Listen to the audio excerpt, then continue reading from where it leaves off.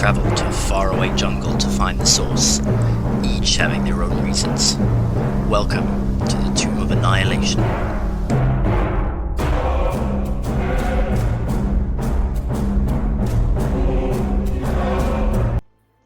So, welcome back. I know what I forgot. Welcome back, and boy, has it been a long time since we last had our session. Quick recap then, in our last session, our party woke to a sunny afternoon in Port Nyanzaru.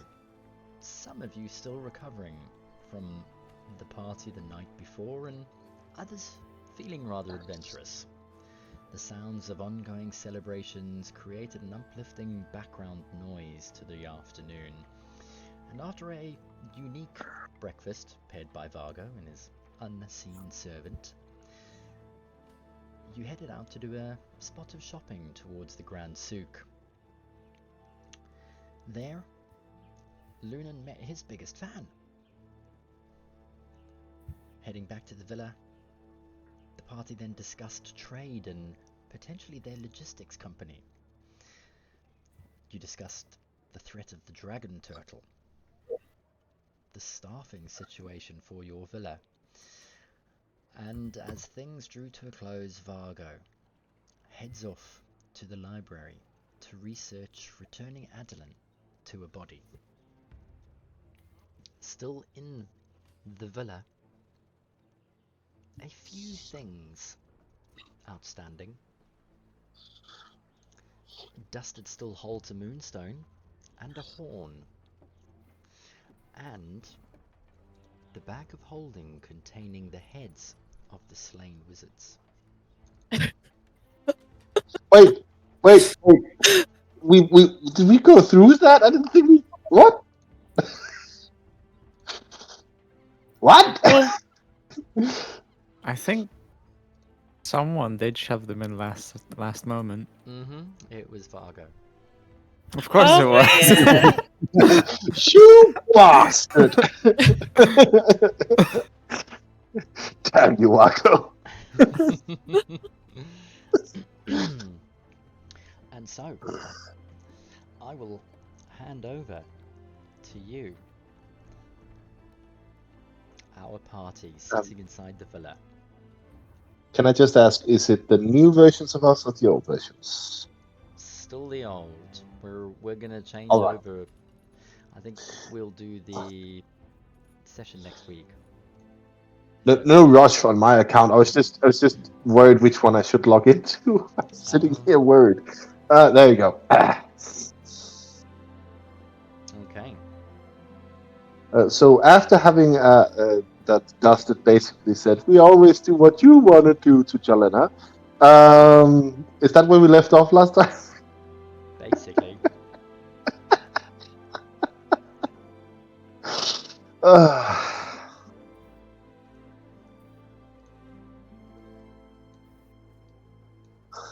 Did we have a to-do list?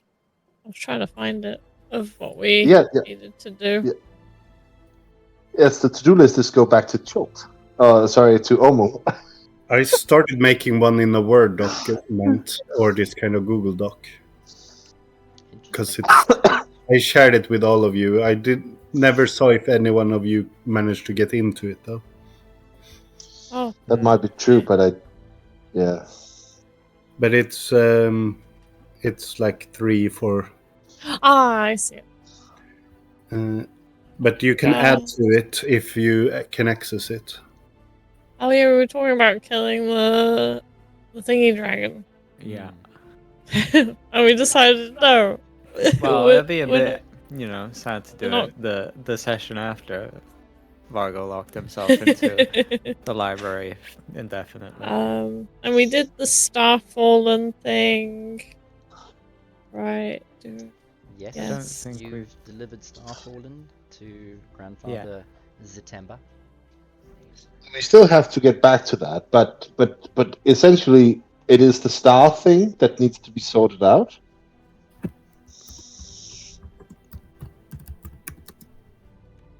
Oh, And I think that is actually priority before we can do anything else. What do we need to sort out? Sorry. The staffing situation. Oh yeah. Axel, But where's the list, by the way? Again? Where's the link to the list? Is that? Oh, it's in the main chat. It's in main chat, just a few up, but it's my Hidden bad away, a list. secret. And it's my Good bad plan to over.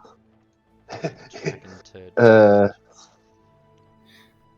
Yeah. You're all anonymous. Do you want me to add? I can update on this. I just need to log in, I think. You don't have to. You can be anonymous, unless that prevents you. I'm not really afraid not to be. So I just know that when I log in here, I have to get my phone because I had some problems with my Google account some way back. So I was planning to make it into a checklist. All right, next. This is how. Right. This is how I do it at work. Oh, I'm terrible with notes like this. I just have a notepad file and shove things in random order in there. Yeah. And then I lose my notepad file. It's fine. And then I cry. I have it aptly named Untitled on my desktop, so I won't lose it. Or new document or something like that. mine is mixed with my own campaign when I have my old bardic insults in, so vicious mockery limericks. Yeah. It's sort of mixed in with the notes for this one, and it's kind of confusing to read sometimes. So maybe this is. But you gotta come up with them on the spot, you know? No. No. I prepared a lot of these for every situation, whether it was goblin and undead or something else. It was Flick through the monster manual. Yes, exactly. Do I need one for mind flayer? Will there be a mind flayer? I don't know. Axel, can you give me some editing access on that document, and I can add some side notes to it as well? I thought you all would have. That's what I was trying to figure out when I shared it. Oh, No, we they don't. I had to. Oh, wait. Now you're all editors. Oh. Yeah. I might have to Oh, refresh. Unless that's I have to click Klar as well. Yes. Okay, so Dragon Turd chip sending. It's the Dragon Bird. That was the first thing you changed, huh? Oh, haven't we also got to deal with the lady that ran away? I can't remember what her name was. She tried to assassinate someone. Oh, Well, that was because that woman was family of Bert. Yeah, it was for Bert.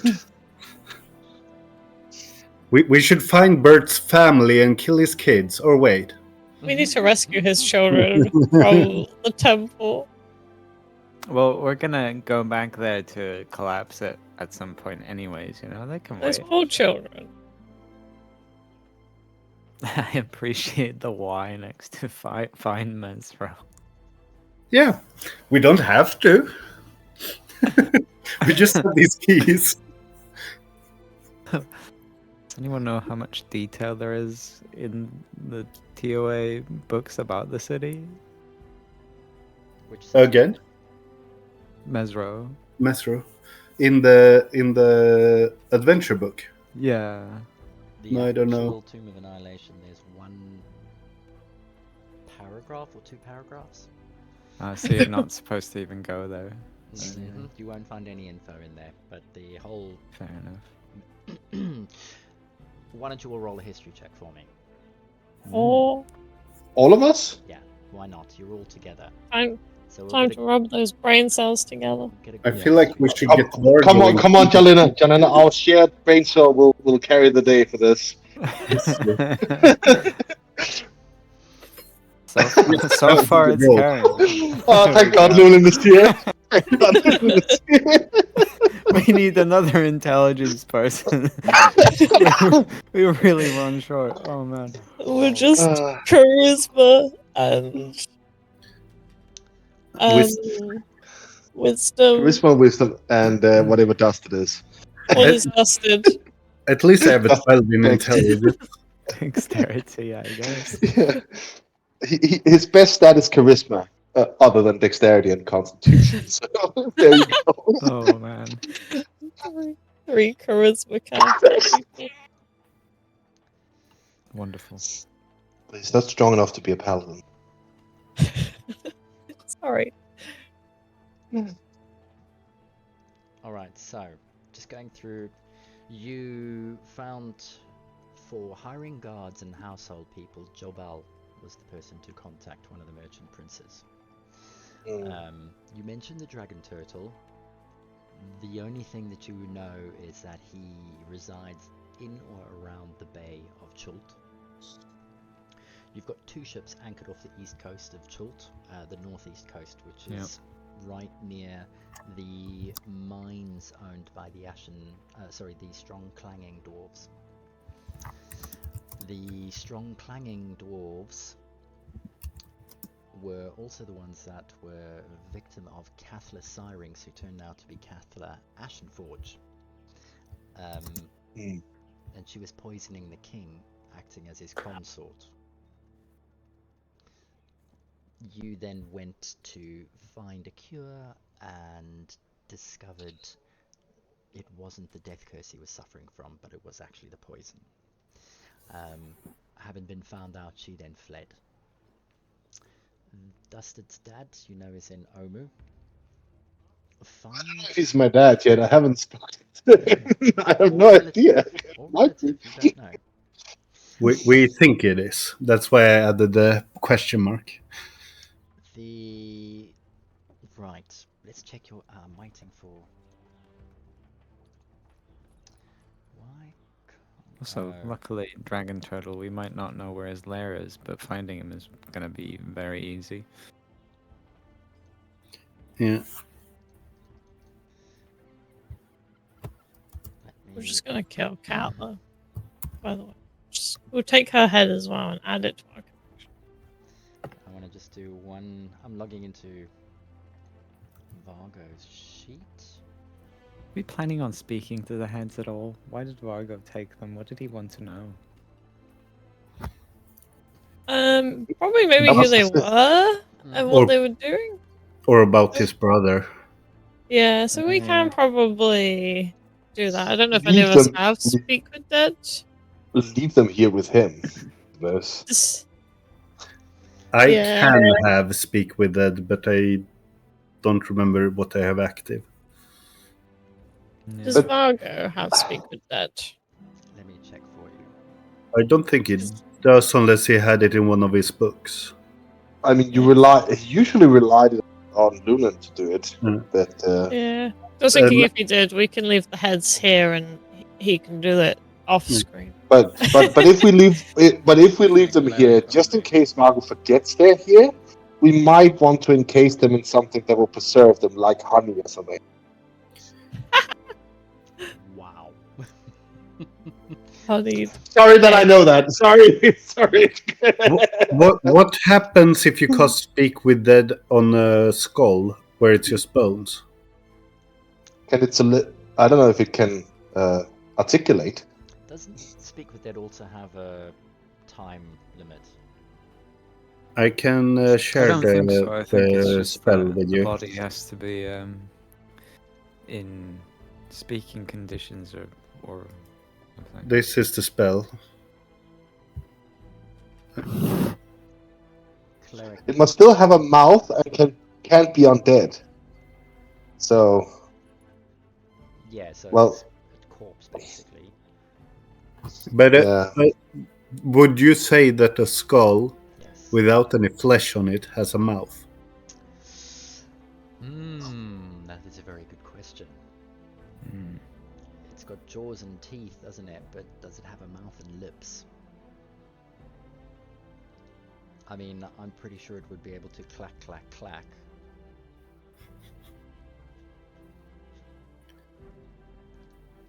That's a tough one.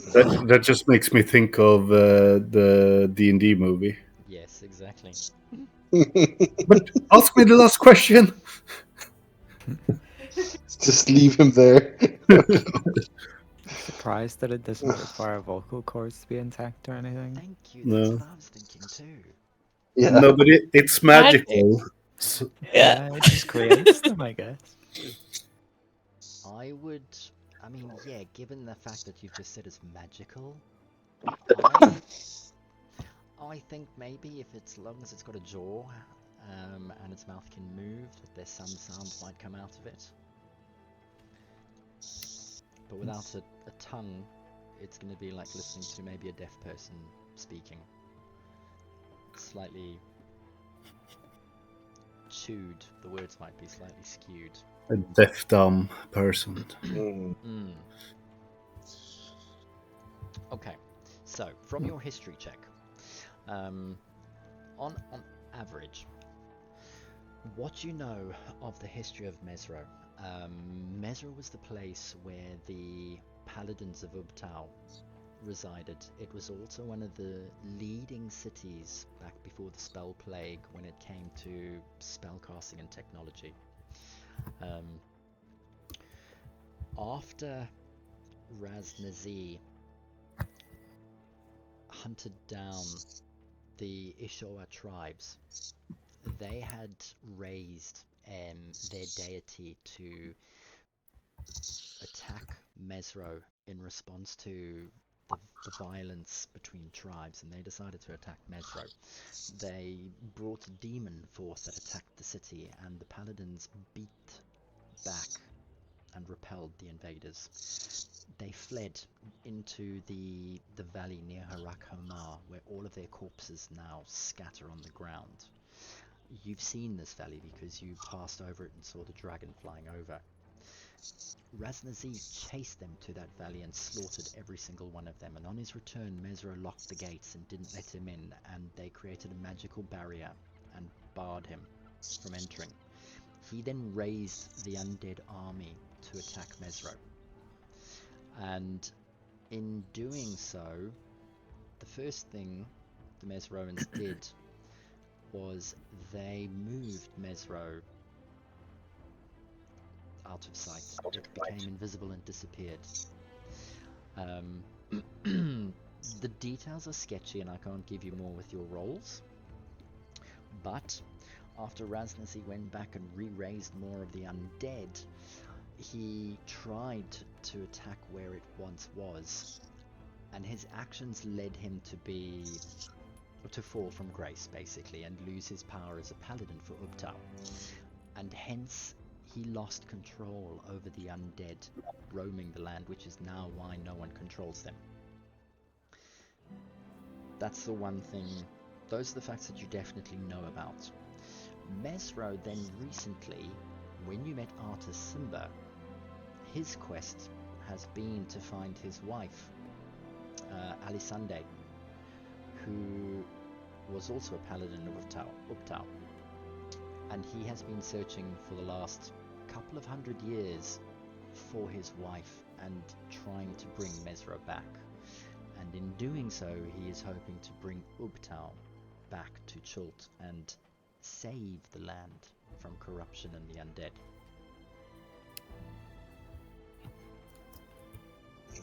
Any questions?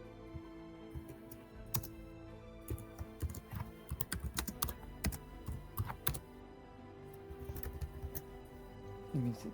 We're not coming through. Oh, no. Too far away. That all makes sense. Mm-hmm. Let me... Right.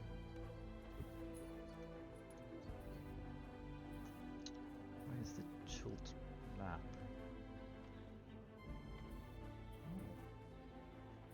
Oh, there we go. Yeah, the Valley of Lost Honor is where all of the dead from the Ashore tribe were. So if we're gonna go to Mesro, there's gonna be a lot of undead. Now, what is left of Mesro are ruins. There is apparently a city there, but the Flaming Fist control the region around Port Nyanzaru, including Mesro, all the way up north. That is where they basically run. and you've heard the rumors that the Flaming Fist have a base inside the ruins of Mesro. It is either a training center, or somewhere where they blood their noobs, their new recruits, and they all go there to become better fighters and warriors, basically. We also need to get the Flaming Fist out of Mesro. Maybe. Statement or a question? Probably more of a question. You haven't received any such quest. No, I don't know if we'd want to leave them there. What we have to remember in this is that there is a likely possibility that because the dwarves didn't want to pay tax to the with the king, to the Flaming Fist, there's a real possibility that Katla is aligned with them, and that's where she's fled. So, I mean, not writing them off as good, not writing them off as villains yet, but there is a likely possibility that this will have to happen at one point or another, a confrontation. What that ends with is anyone's guess if it has to be business or if it has to be violence. But it is the Flaming Fist. We probably need to get rid of them to get our trading company up and running. Feed them to the turtle. We could feed them to the turtle. What is it with you and feeding people to marine life? Just that's the thing you both gotten into. What happened? Oh my god, we could threaten to feed them to the turtle, and those that don't want to be eaten, we could recruit them for our trading company. Jesus Christ, are we doing this again? We're basically just doing the pirate thing all over again. Oh. I love that the high charisma people are not like, let's convince them through good argument. It's like, let's kill them all. And if someone might want to join, well, let's do it. This feels like a Dr. Evil plan. I got laser sharks. Laser. Yes, that's the level I'm at right now. That this is basically a James Bond villain plan. Just can't. Nice. Now, from your very first mission when you went to Fort Beluarian with Roku, after your dragon ride, you went with him to get your charter of exploration, and he went in and he stole some books. On your return, you discovered politics-wise as well. Number one, the Flaming Fist are a mercenary company. They are led by Liara Porter, who is the commander in Fort Beluarian. They are currently, you know from the journals, employed by Baldur's Gate. You also know from that mission that Baldur's Gate are forcing the Flaming Fist to try and remain and pacify the Chultan locals so that they can take all of the trade. And of course the majority of the trade where you are at the moment is gems and minerals from the mines. Yeah. The war between the Ashenforge dwarves and the strong clanging dwarves, the Ashenforge have silver mines, the strong clanging dwarves are gems, diamonds, rubies, the lot. And so it was the Flaming Fist then, and Liara Porter. If you look on the Chultan map, you can see that there is a small beachhead into away from the mine up on the top right. That path was then blocked by the Flaming Fist, and they were forcing the dwarves to pay a double tax if the dwarves wanted to get their gems and goods into Baldur's Gate or out of Chult. And that was the whole basis of this, not a coup, but for the Baldur's Gate nobility to try and dominate and curtail the trade coming in and out so they could control everything. So even though no one's given us the quest, if we're gonna be more for Chult and try and make it better, it's better to get rid of the Flaming Fist. The problem is if some of the trade that goes out ends there and only there. So it's also sort of like it's really nasty to have them sitting there, but that might also be where most of the gemstones go. I have no idea. Yeah, What if, is if, the- if they export to Baldur's Gate, then getting rid of them Then would be throwing out better. the arbiter of those might not be the best idea. So I don't know. I mean, I'm all for throwing them out. Foreigners. Yeah, let's get I rid of suppose. Well, them. as a Chilton-born tabaxi, Maybe one of the merchant princes will have a better idea on what to do. You know. Yeah, What's let's hear them out. What's the closest? I was trying to find a map. A map of the whole of the Forgotten Realms. I can only find the bit with Baldur's Gate. I've never been to. Oh, we had a unique map for that. Stefan had a unique map. Not yeah. So you cannot yes. quite use the Forgotten Realms map. Let me Yeah. add the world map to. Yeah, it's a homebrew map. Yeah, that was it. Yes, I remember.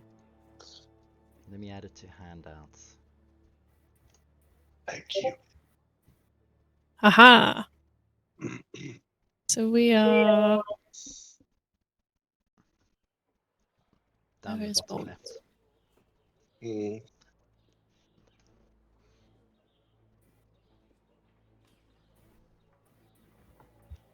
Oh, the Bakucha continent. In fact, Yes. 1 second. I need to delete this. I need to put up the one with the names. This one is. This is the. Oh yeah. Hold on. And we know that these dragons flew. Oh, not dragons, but the gargoyles flew northeast. That might be worth remembering when looking at this map as well. So Yeah, they Iron did. Flats or Organ Spine Mountains. Well, it depends, I suppose. They flew down there and then they missed Chult, so they might be on a different path altogether. But we know that there must be possibly maybe another tomb. If you just moved his defenses somewhere else, that might be somewhere in the Dragonspine Mountains or anything like that, over there. I don't So know. if Sorry, go on. so if we're chasing around Azarak at one point, then that might also be worth considering. I'm sure his Tomb of Horrors is in Chandelier. It looks like a desert. Well, that's a long way. I think I think the best way to get there would be through Port Kestrel. Yeah. To get where? To Chandelier. He said through Port Kestrel. I guess if we got rid of the Flaming Fist, maybe. I don't know how much we know about Cormier. And like maybe trade with Cormier? DM, is this a globe? As in the Great Seas? Do they join to each other at the edge of the map? This is the known world that you know of, or that's been mapped. Oh, so there might be more. But if you go straight to the right or left from Schult, do you end up at the Tyrian shore, or is it unknown for us? As your characters is unknown. Okay, then I know.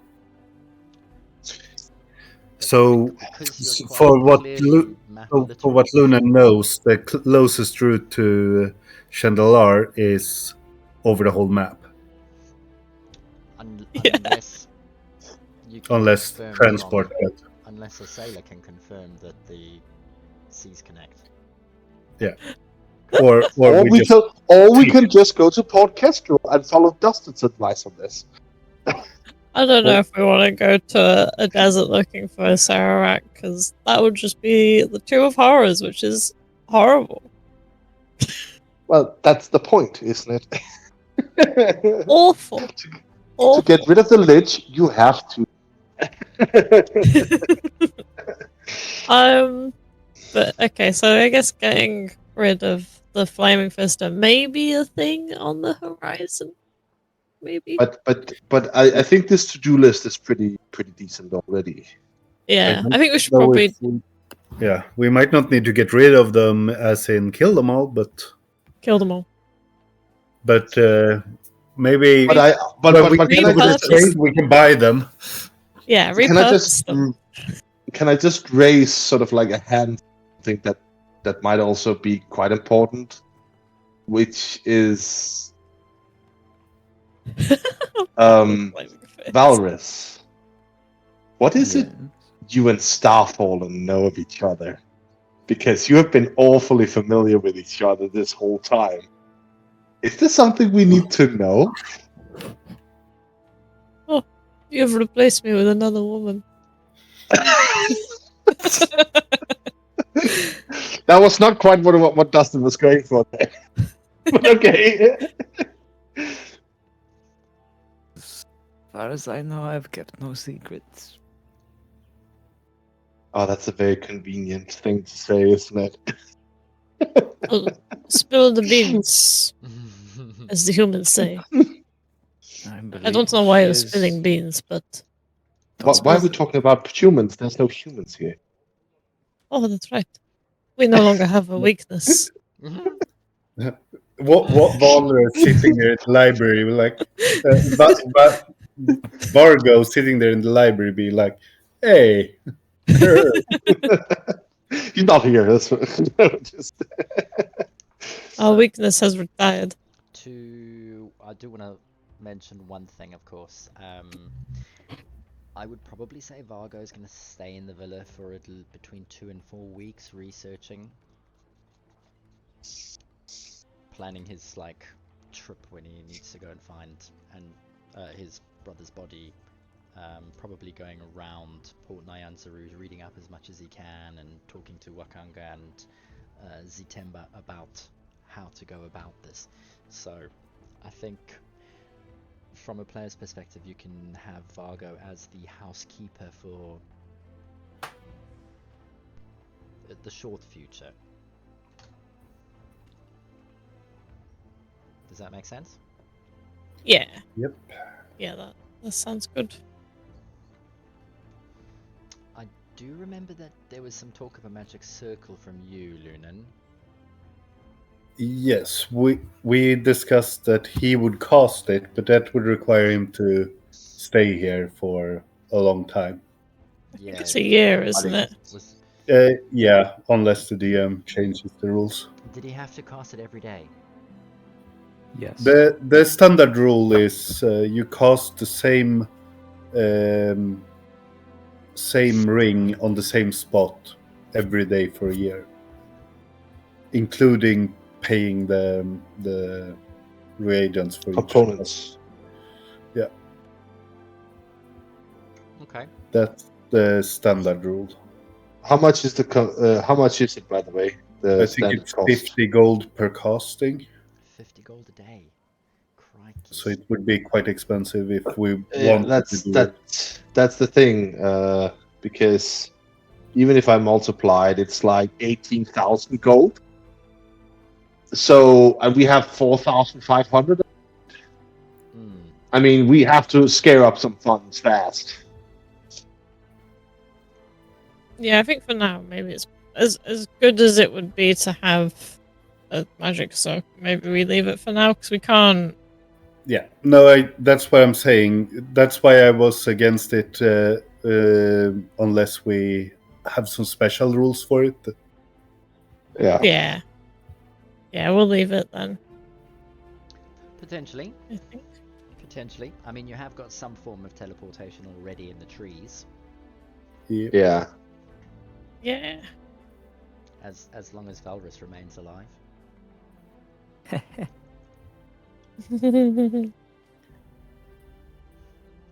Yes, that is a conundrum, isn't it? Ooh. Valrys, why would that be a conundrum? Do you have Please tell me that Valrys is the anonymous walrus in the Google Doc document. Oh, wait, that he's what? Sorry, the anonymous the what? anonymous walrus. Am I? No, you're the rhino. Shame.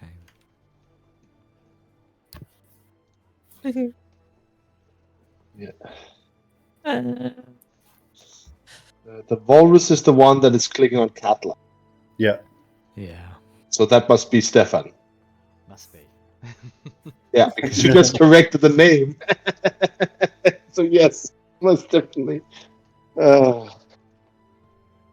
Should we go and see Jabal about getting some guards? Let's start there. Let's start there. Let's get that done. Where does he live? Just you see the house from there. I'm pointing out the window. Oh, how convenient. And remember to see if we can get a special price. A special price? Yeah, since we're the saviors of Schult. They give you a special price for that? You should check. Jobal literally lives opposite you, basically. Yeah. Hello, neighbor. Can you give me neighbor's prices? Do we have to take him a gift? Is that the thing that? Well, we might as well, I suppose. I still have some stuff as well. Pure edge, if you really We could give him one of the heads. One of the heads. He might be interested in that, actually. Let me have a look. I still have some pure edge. I have some gold ornaments. Oh. You haven't sold them? Of course you haven't. You like to cling on to them. They have sentimental value. Sure they do.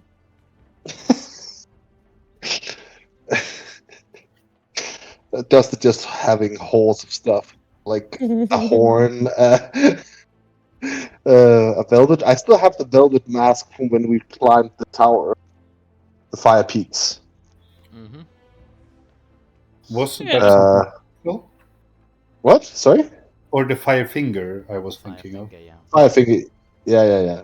It's worth some money, but that's all it is. It's just because it's a velvet mask that, like, it's a cultural thing. That's all it is.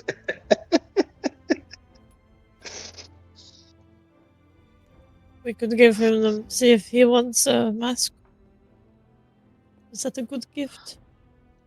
I mean, Tetch is always a gift. We have pure Tetch. We found at the Medusa lair. Like, this is the drink of, I suppose, the wealthy.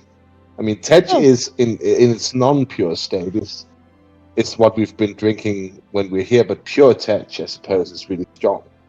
I don't know if you just drink it like that, but... Maybe we give him that then. Seems more appropriate than a mask. Probably, because we don't know if it's a funeral mask.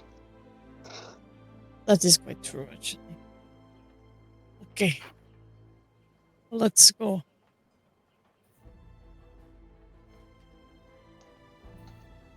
I guess we'll head to across the road with the Tetch. Okay. To Mr. Jabal. I think so. Mr. Gerbil. Mr. Gerbil. Please don't call him that. Jobal, I think it was. So, Gerbil. Gerbil. It's the Elven accent.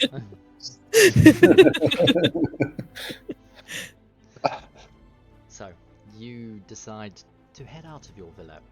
As the four of you pass the guards in front of your gate, they nod at you and interestingly watch as you walk away from your property, across the road, and just around the corner where the front entrance of Jobal's small yet impressive palace greets you.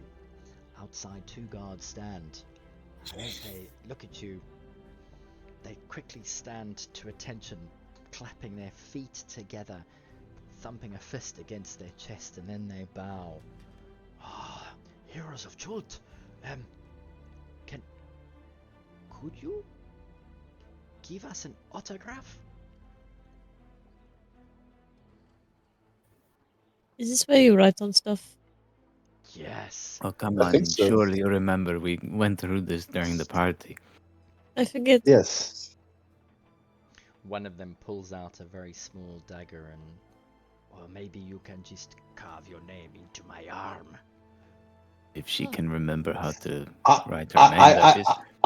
I have ink. I have ink and ink pen in the back of all things. Just I'm hold not on a going second. to be so cruel. I don't carve my name into people's arms. Unless they deserve it. Dustin is already Dustin is already pulling out the ink and the ink pen. It's like no, and a few sheets of paper. We have had Varus stories of your contemplates. prowess. Jarlena, Oui. the merciful. Yes. See. The messy. Merciful. Valrus really contemplates Yarlena's backwards thinking with the carving thing that she just said. I am not so cruel as to carve a name onto someone that asks me. I will only do it to people I don't like. Oh, that's paraphrasing, Valrus. That's not fair.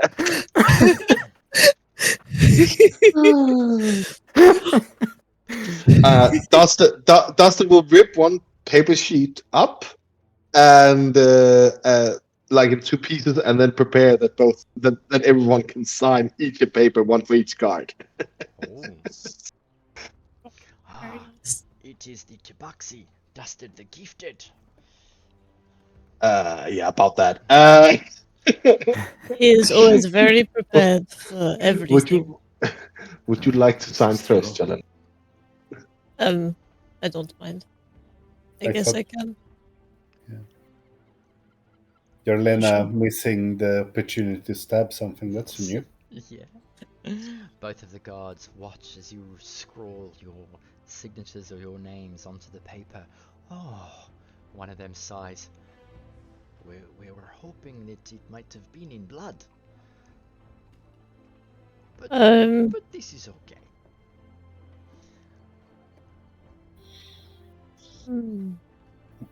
Fine. Well, blood is. She'll prick her thumb and then press her thumb onto each piece of paper under her name. Jarlena, don't give them your blood. Take theirs. What? Else, please. Well, he's got a point. They might be demons or devils planning to. They could trace you with this. That is also true. Well, if they come and find me and I don't want them to, they lose their head. What if they're stalkers? Well, then they lose their head too. You might have just sold your soul. Well, they lose their head too. In that moment, Dust just rolls up the paper and smiles. As the two guards, their eyes grow wider with the heads rolling comment, and one of them takes a step back and, we are greatly sorry to offend you, O merciful Jarlena. Dustin will hand over both pieces of paper. Christ, people. They slam fists to their chest and bow again, and it is Lunan the Swift. May we have a little cuddle? What? Lunan was so cuddly. Lunan just looks confused, like, what? Why? We have seen you in the marketplace talking to some of the other elven merchants, and we would also like to be held close to your bosom as he was. I think you've been drinking too much. Dustin looks around with a sort of like, what the hell just happened? And as you say that, Lunan, whether coincidence or not, you can hear some party revelers down below the walkway. We are free! Mortage! People are still partying. Yeah. The one guard looks at you and... Don't tell Jobal, please. Lunan is literally considering Toll the Dead. But don't want to kill anyone. Look, Lunan. If you need to take out the angle later, I'll spar with you, okay? But just for a moment, relax, and then Dustin hands over both autographed papers to the guards. Is Maybe Jobal in? if I first cast Death Ward, I could do Toll the Dead. There is no need for that, oh great dinosaur champion. We will take you to Jobal before anything bad happens to us, yes? That would be quite nice, thank you. As one of them quickly opens the gate and ushers you inside, the second one leads you down the marble-floored patio that leads all the way into the center of Jobal's villa. It's not as opulent as Wakunga's. The entry hall is cool, given the marble fixtures inside, and there is also a very small garden inside, and as they lead you in, just at the far end of one of the corridors, Jobal is sitting having his afternoon tea. My prince, I bring you the heroes of Chult. They have requested an audience. Jobal looks up. You have seen Jobal before, but up this close. Roll a group perception check for me. Perception? Yes, perception.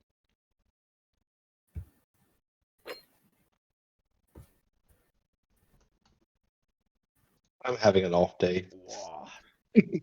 I'm rolling average. Mm-hmm. Yeah, I know. And your average. My average is like 8 below yours. Jobal is an interesting character. He's a dark-skinned Chultan local. He's tall. He's about 6'2". He's a human. He's got a wiry frame, but you notice times recently have been good for him. He's got a little pot belly, so he's clearly been quite successful with his business. But what strikes you more is the amount of scars crisscrossing all over his body. He's sitting in silken trousers and a robe, and you can see a great big scar running from right near his belly button, straight up across his chest, under his chin, and just stopping below his lip, almost giving him a small cleft in his chin. He's definitely been in a number of scrapes and scraps. His eyes are different colors. One is blue and one is brown. His hair is cut very, very short, except for one long braid on the top of his head that reaches down behind his back, almost Viking style. And on the sides, you can see scars along the side of his face that look like dinosaur claw marks running around the side of his head.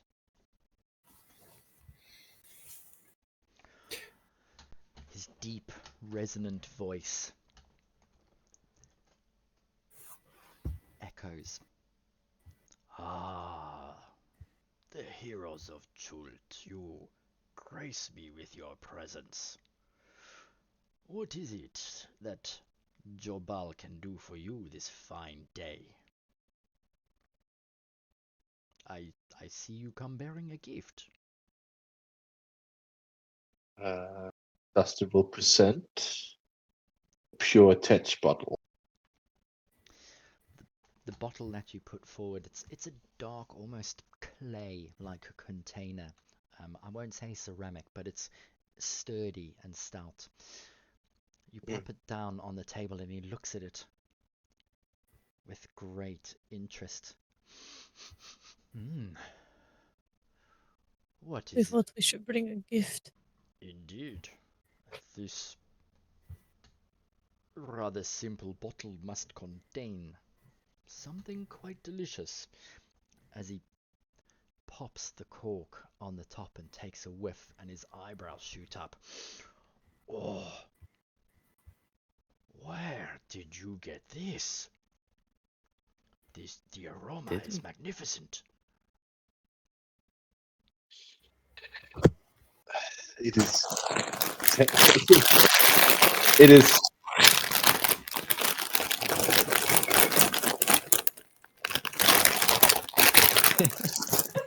Axel, are you okay?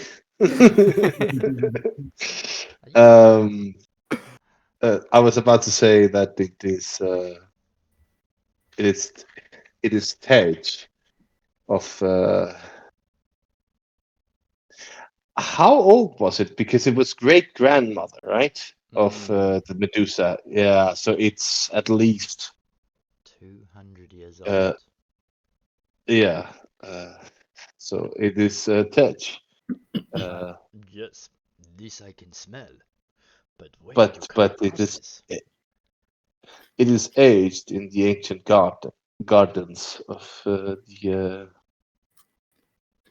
once royal family of Chult, Nangalore. At the mention of the ancient gardens in Nangalore, his eyes open wide. You, all of you, dared to set foot in Nangalore? Of all of the unspeakable horrors, and yet you have come away with such a great prize. Please. He claps his hands. Azon! Bring us some glasses. Another human male Chultan local, out of the shadows, all of a sudden just appears. He's wearing black silk robe. He's got a very small loincloth on. And the rest of him, he's barefoot, very, very dark-skinned. As he steps forward and he says, "Yes, of course, my love." He takes 2 steps back. Azon, it is good always to have someone you trust that you can bet. And Azon has been with me on many, many an adventure. I trust him with my life, as I imagine the 4 of you trust each other to have come out of Nangalore unscathed. Unscathed? Well, compared to the liches too, it was not so bad. Ah, Azon, quick! And you hear not a sound as all of a sudden Azon again appears right near you,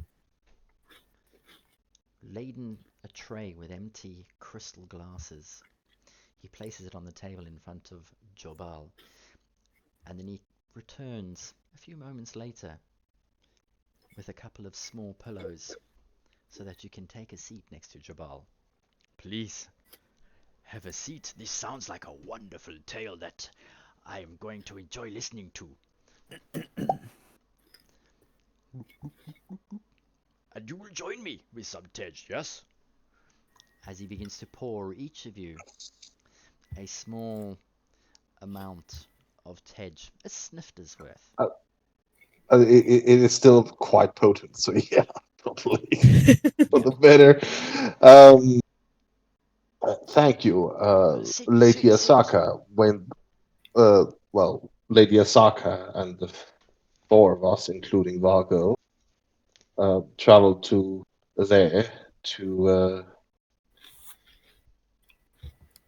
I forget what we were there to begin with. To be honest, it's been so long now.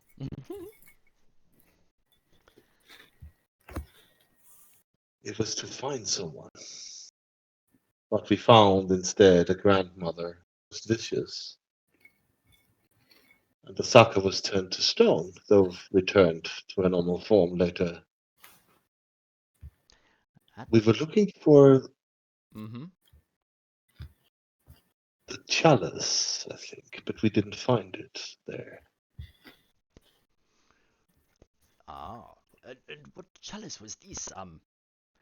At the mention of Azaka's name, his brow furrows a little bit, and he looks and yes, of course. I am in charge of all of the guides, and Azaka Stormfang is one of the more experienced ones. I had wondered about her tale of being turned to stone and not paying me my fee on time, and whether or not I should believe her. But it seems that her story does hold truth. So, we apologize what for. is it? Apology accepted, but I am more interested to hear about this turning to stone business. There's a lady with lots of snakes on her head. Yes, I suppose. What if it's not quite a gorgon, is it? What is it called? A Medusa. A Medusa? Mm. Is that what they are? You can't look at them. The mythical Or they Medusa. turn you to stone. But it was the grandmother of someone. Well, not grandmother, no, she was a noble, but she was turned into this creature, apparently immortal, and imprisoned in the garden. The garden itself was dangerous. Oh, the tag came from there. Unfortunately, we didn't find what we were looking for. We found that. He leans over and has a sniff and uses his hand to waft the smell closer to his nose. Ah, it is like a wonderful smell of honey, you know, that first drink in the morning after a hangover that just clears everything. That's the name, Salcore. Ah, at the mention of the name, indeed, Zalcore, the last queen, residing in Omu. Are you But she telling was. me that the history and the rumors are true? She was the Medusa inside the garden. Well, she addressed herself as much, but if she was or wasn't, I'm not really an expert on Chiltern features, unfortunately. And being a woman with snake hair was probably not a queen either, but she believed herself so much. He spits on the ground at the mention of her name and looks at you and says, "Tell me, you took care of this evil royal line." She is gone. Ah, then it is time to celebrate, my friends. Quick, drink up another. He slaps his hand down on the table and the glasses clatter and jump just a little bit as he grabs his other hand. He uses it to grab the glass and oomp, down in one. Ah.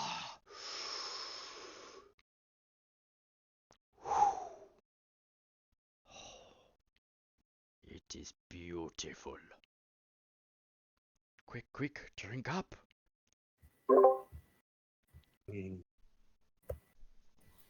As he waits for each of you to take a sip of the tej, looking into each of your eyes. Oh, yeah, Dustin is drinking this, definitely. He's tried it before. I think me and Bargo at one point just downed half a bottle each. Mm-hmm. So he's on. Well, we did bring it, so yeah, taking a drink as well. What was the effect then? I don't remember. We got pretty pissed. Oh, yes. Luna will take a little sip. Mm-hmm. Yeah, Luna will take a sip and bite off, yeah. Okay. Give us a constitution check, all of you, please. Oh, yes. Here we go. Are we standing next to Carolina?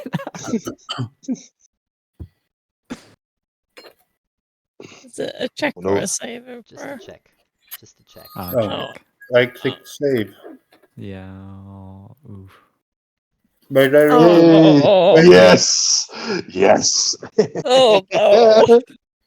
Shared it right a little bit. I will take your original rolls, Lunan and Nat 20, Valrus the 7. Yep. +3 then, I think. mine needs to be -5 then It's still a to natural be 20 exact. though, isn't it? Yeah, Okay. I think our proficiency is only Mm-hmm. so it's still a +4, which I think. So, Dusted and Yelena, despite the small sip, as the almost thick, viscous liquid hits your tongue, you can feel that burning shock as your taste buds explode. It hits the back of your throat, and it's almost like eating an entire chili. Your throat begins to burn and runs from the back of your mouth up into the sinuses, and you can swear that you can feel steam coming out of your eyelids. That's tough. As you shake your head to just right your senses again, Lunan takes a little sip and he's could be stronger. As Valrus, it doesn't hit you as hard. You smack your lips and you can feel the burn at the back of your throat as it slowly worms its way down into your stomach. All of you feel the warmth of the alcohol as it slowly seeps its way down your larynx, down past your chest. It warms your chest. And as you look around at each other, both Dusted and Yolena, I mean, Dusted, who's, let's be honest, a black furry cat. One wouldn't think that your cheeks could go flush and rosy, but sure enough, Dusted's whiskers stand on end as his nose like doing and his eyes blink a little bit. Yelena kind of takes on a pink complexion through her. What are you, winter now? No, you're summer, Always aren't you? winter. I think she's still winter. Yeah, I think you are Still winter. As the blue skin on your face almost begins to turn pink with the warmth of the alcohol. It's definitely a unique flavor, and this has fermented over such a long time that you would probably guess it's somewhere around 60% proof. Oh.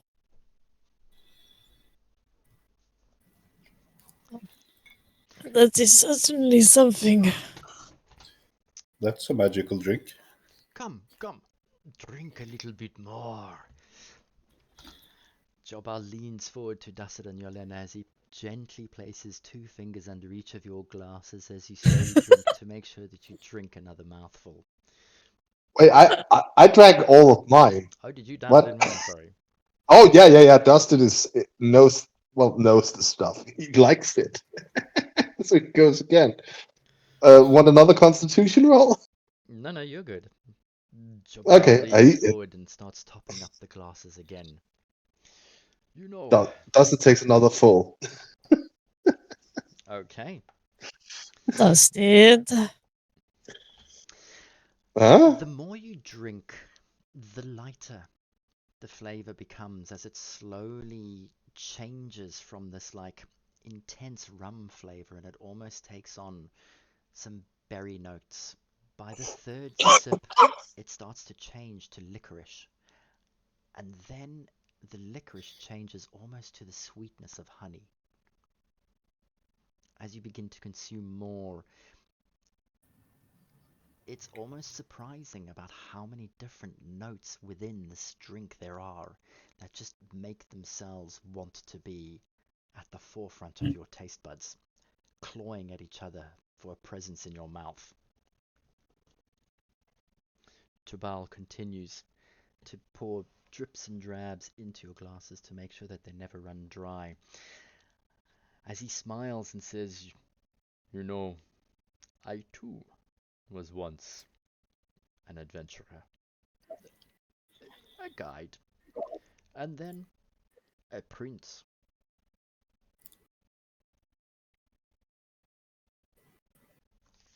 Where did you go? Well, that you see, is my claim to fame. Because we traveled south. I traveled with a party of adventurers down the Tiriaki River. We landed up in the middle of a great plain. And of course, this group of adventurers, they did not listen to me that much. I told them there are undead in the jungle. I told them of the troubles of the dinosaurs. Yet they insisted on making a great big evening bonfire camp.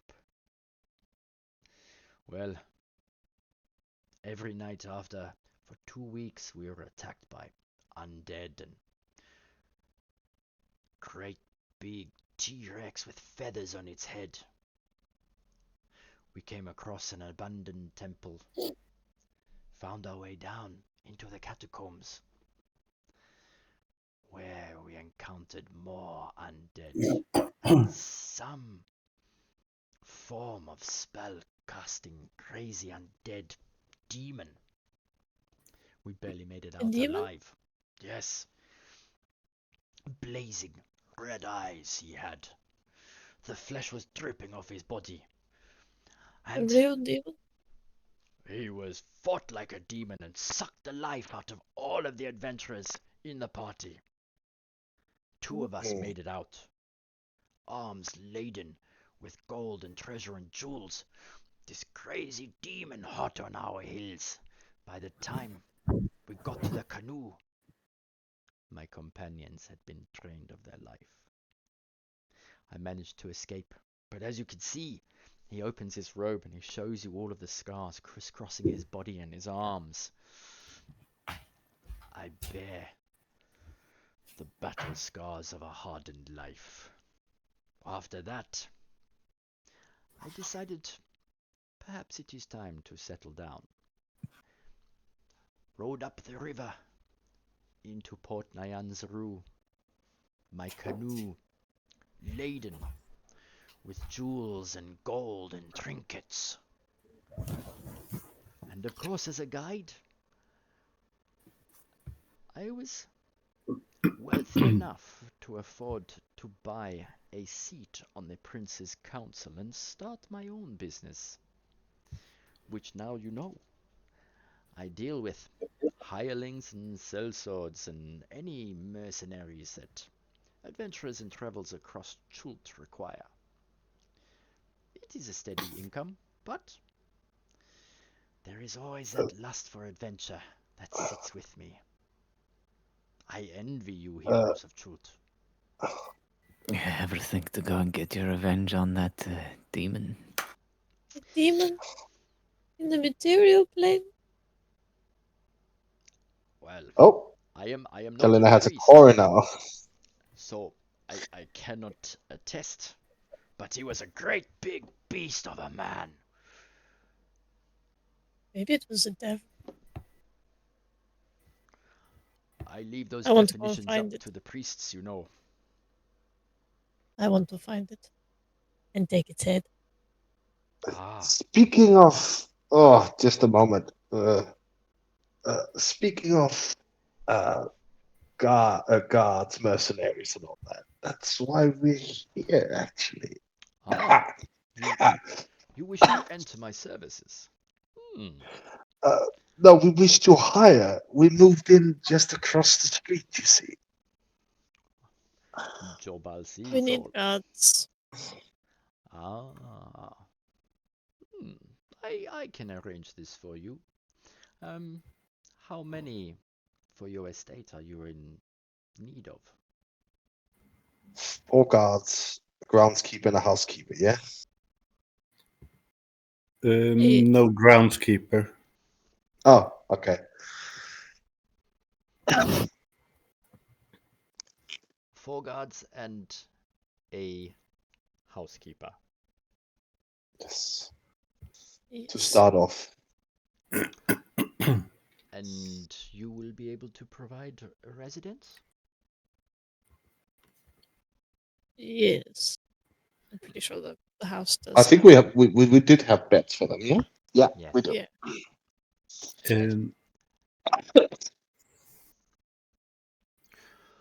And the housekeeper, we don't need until 3 weeks from now, earliest.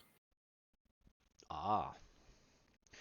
So, your requirement at the moment then is for 4 guards to protect your property.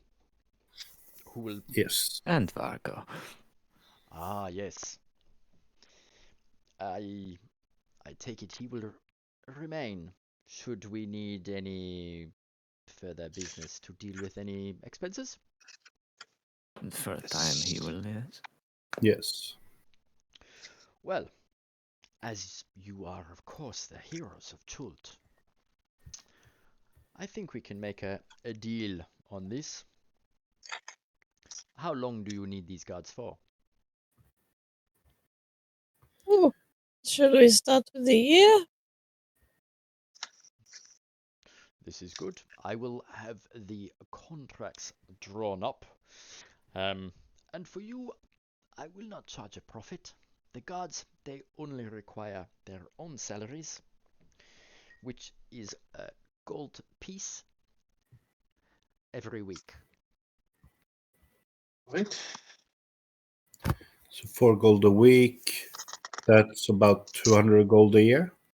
A little more. What? Let's call it 200 gold for the heroes of Chult.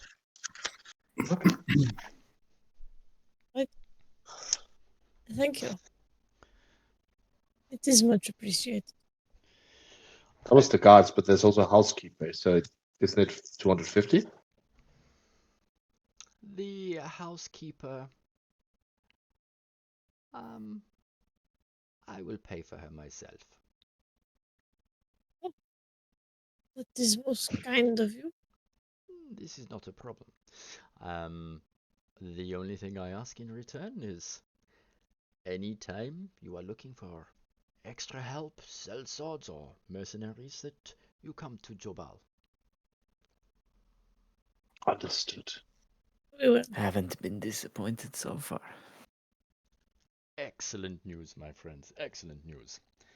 Azon will draw up the contract, and I can get him to deliver the guards first thing in the morning.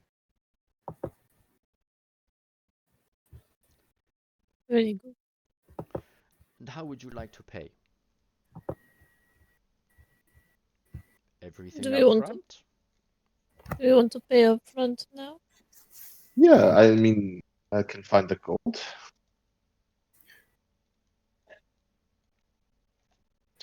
Just a moment. I'll just remove it from the total cash of money we have been spending recently. There is nearly 3,000 left, I think. Oh, not bad. Once this is paid, out of character. That is out of character. Okay. Obviously. Yeah. Before we conclude our business, I would be willing to offer you a 50% discount if you might be able to provide me of any maps that you have been using to map your progress across the jungle.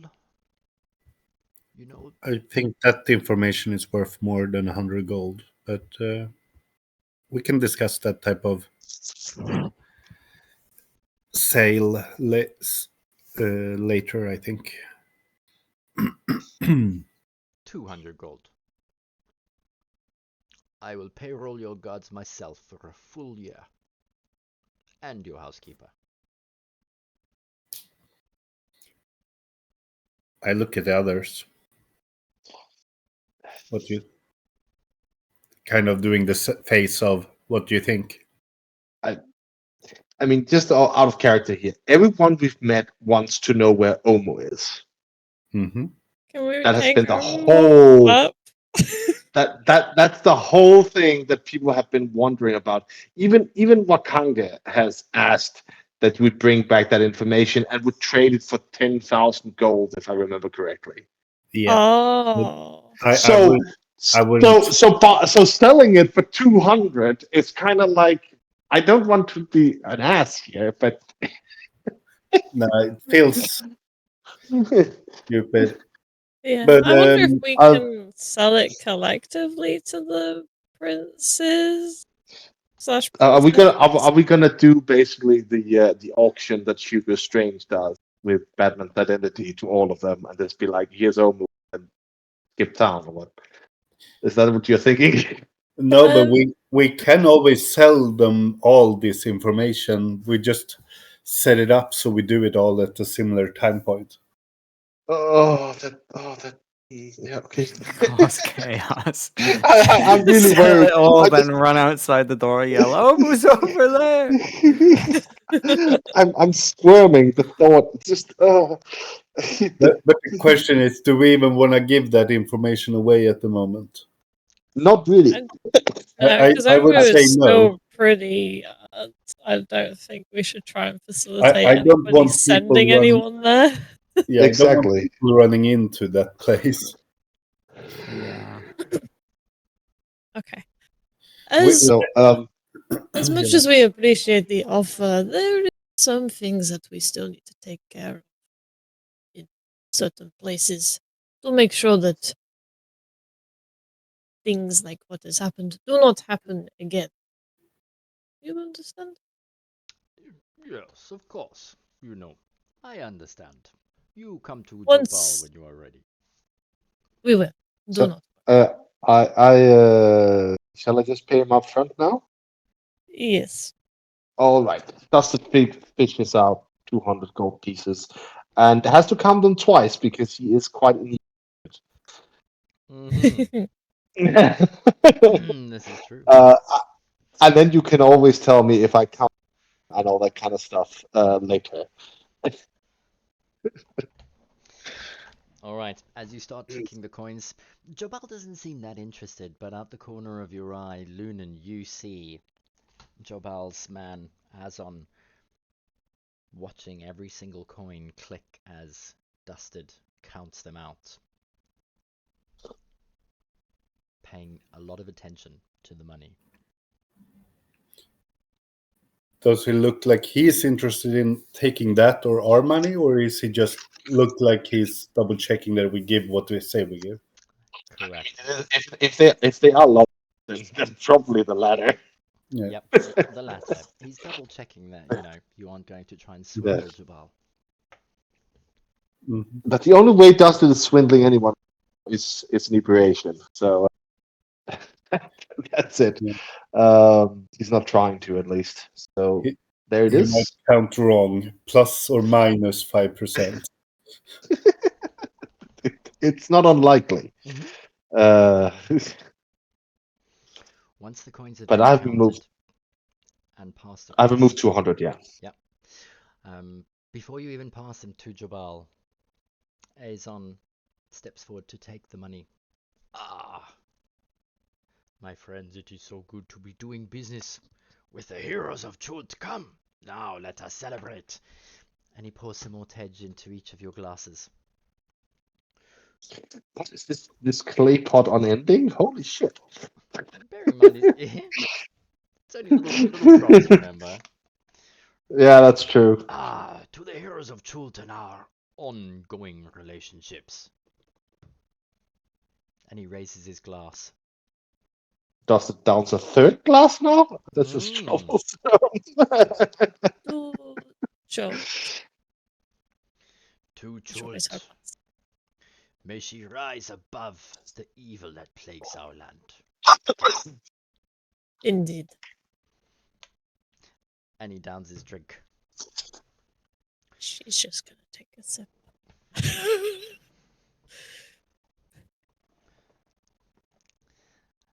He's looking quite pleased with himself. And looks at each of you and nods, and you are good people, are you? You not? I have not heard any trouble that any of you have caused, and you seem trustworthy. We try. It pleases me to have business partners such as yourselves.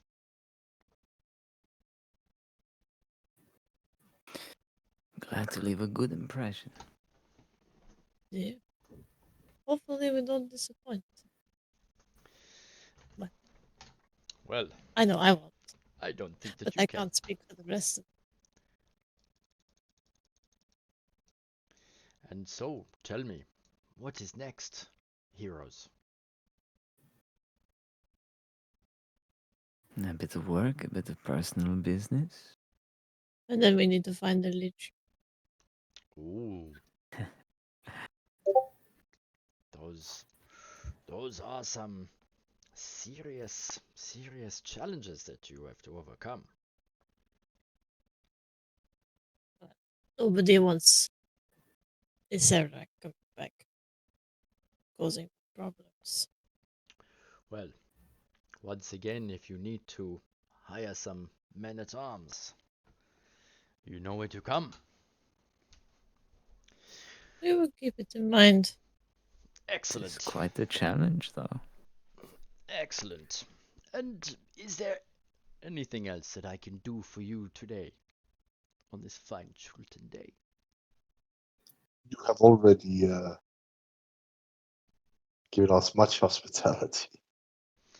And you have delivered a fine gift for me too. Well then, I believe that concludes our business. Indeed. We will leave you to enjoy it the remainder of your day. My man will see you out. It has been a great pleasure. And he smiles, beaming at all of you. Thank you. As we are let out, I want Dustin to philosophize in his head about what he means by my man. Mm-hmm. Because he's both lover, employee, and it's very confusing to Dustin. Did he mean linguistically? And all of a sudden, Dustin is standing on the street with us and has no idea. Are you okay, Dustin? Did the drink get to you? I'm fine. You only recognize where her voice is coming from. The blinding sunshine is piercing into your eyes, Dacidus. You can't really look upwards. That was good, Tej. Okay, so you have secured your guards for an entire year. Yeah, success. Now Dustin will, not Dustin, sorry. Now Vargo will be safe. We leave him alone. Clearly. Did the guards join now, or when would they come? Tomorrow. Mm-hmm. In the morning. Is it about time we have to go and pick up stuff for them? She tries to look up at the sun. But it's too bright. It is too bright. And it is that time. They said it was the morning, wasn't it? That is true. What do we do now then? Or otherwise we're going to Schult or to Umo.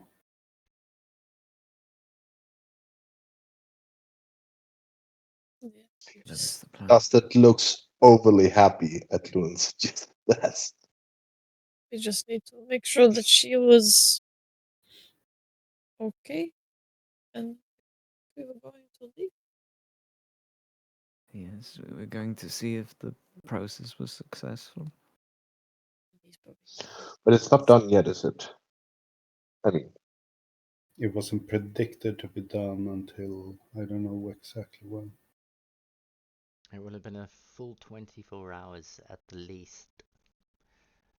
At least. And you have literally just woken up from the party. And also last night at the celebrations, Grandfather Zitembo was there. Oh yeah, that's true. Lazy son of a bitch. Wow!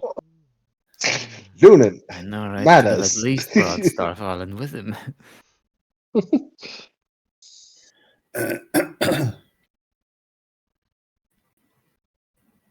Then again, going to Omo would likely be a multiple day trip, no? Yes. Well, but that might not be a bad thing.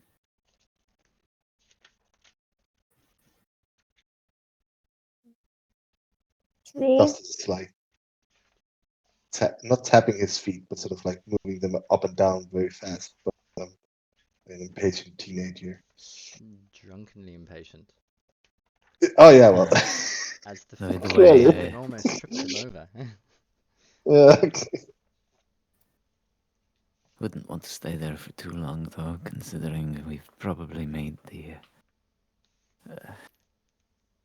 current main residents pretty mad at us.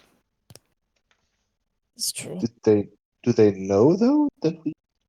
Oh yeah, shit. The entity contacted her, didn't she?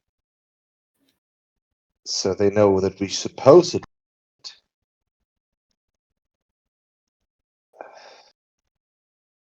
How good is the lying if we say that Vago absconded with it? Depends on the time of day and who says it. and if we say that he lost it, like, which he did with Druid's help, but Who he made lost it. Who made the promise? It was him who made the promise, wasn't it? And now he has disappeared, never to be seen again. Yeah. What a Predictable. totally unexpected circumstance. Last we saw him, he ran behind the curtains after Sarawak, and gone he was. Indeed. Well, I suppose we can go to day.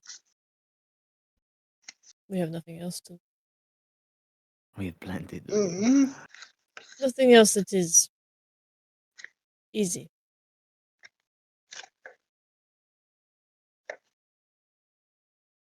To the tree. All right.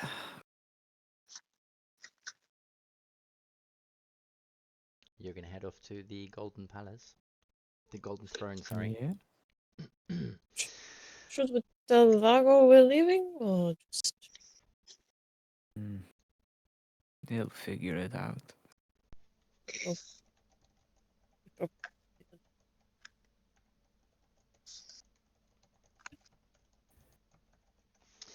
Okay. If you're heading off to the Golden Throne, let's take our break here, and we'll pick it up when we get back. Should we say 20 past? Yeah, that's cool. Sounds good. Yeah? Yeah, sounds good.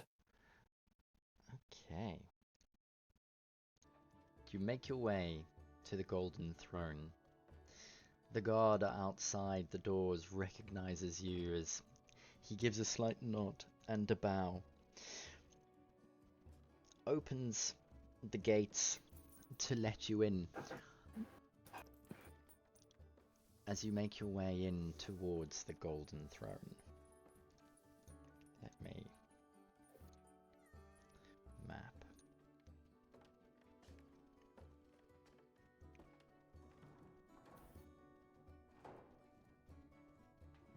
Oh, I've still left some tokens. Let's just, whoopsie. Let's hide these ones. Nope, my bad, sorry.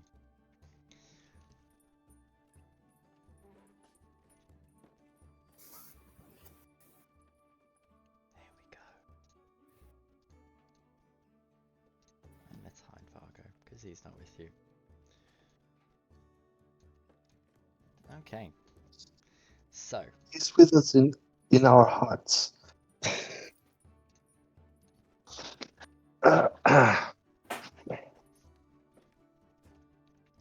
Okay.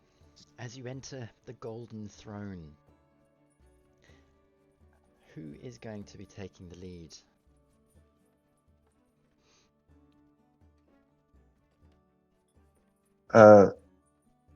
Inadvertently, I think Dustin is gonna go first. Mm-hmm. Even though he cannot open the tree to whatever magic happens, he'll still sort of like to try and chase it away. All right. Through the central chamber and up the side. You walk through the chamber It's neat, quiet. There doesn't appear to be that many people around. One or two, I don't want to say servants, staff are walking around. Clearly everybody has been involved in the celebration, so there hasn't been much business here inside the Golden Throne. So you walk unhindered through the audience chamber and out through the back.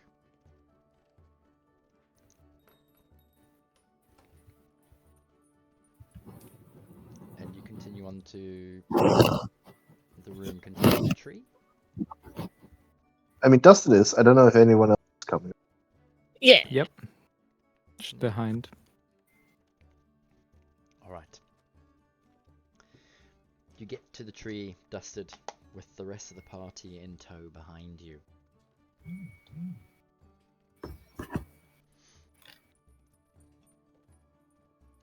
Looking around, it almost appears to beckon to you, Dusted. Something strange and exciting, a feeling welling inside you. Whether it's the 3 shots of Tej that you drunk, or whether it's nerves from finding out the truth about the other Tabaxi that you met. You can't put your finger on it, but you realize your palms are slightly sweaty. Your brow, there's a bead of sweat in your fur.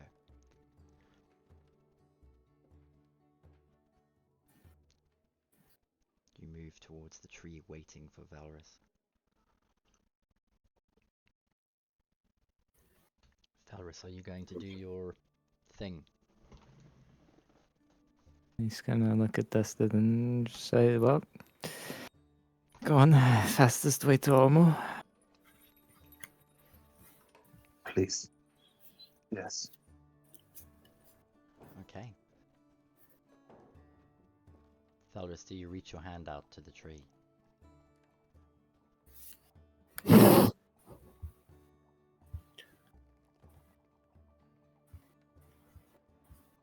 I will do that. Okay. The familiar scene of light extending from your palm as it moves towards the tree greets you. The sensation is still unlike anything that you've gotten used to. I need you to roll a wisdom check for me, please. Boy. Not very good. Try as you might, something appears to be blocking your ability. As you try to split your mind in two, the flavor of the Tej almost curls inside your stomach and rises up as bile. You cough and try and force it down, but your ability is not working.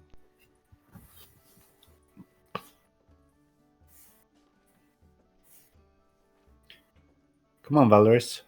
Get it up. You didn't. Bad. Naughty Lunin. Yeah. I've never struggled this much before. Oh. He even disconnected. I got You disconnected. scared him away. I'm confused, Valdris. You look at the tree again. Are you going to try once more? Yeah. Alright. Go ahead and roll a wisdom check, but you get -2 on it this time. Oh no. Do you need a pep talk? Not really. It's just not as easy as most spells around. Huh?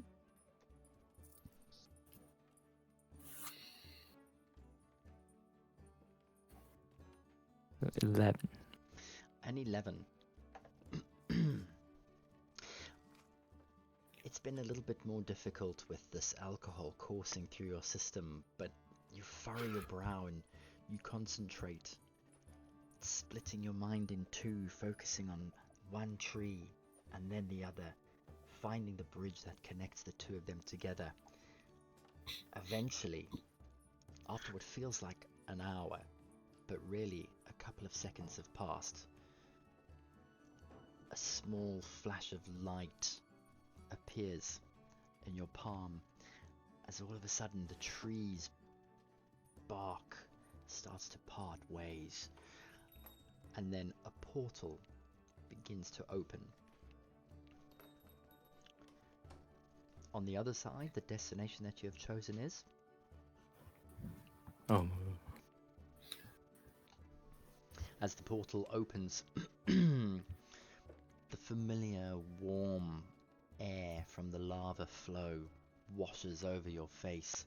The heat almost seems to build and then push out towards you. But there, clear as day on the other side, you can see Omu.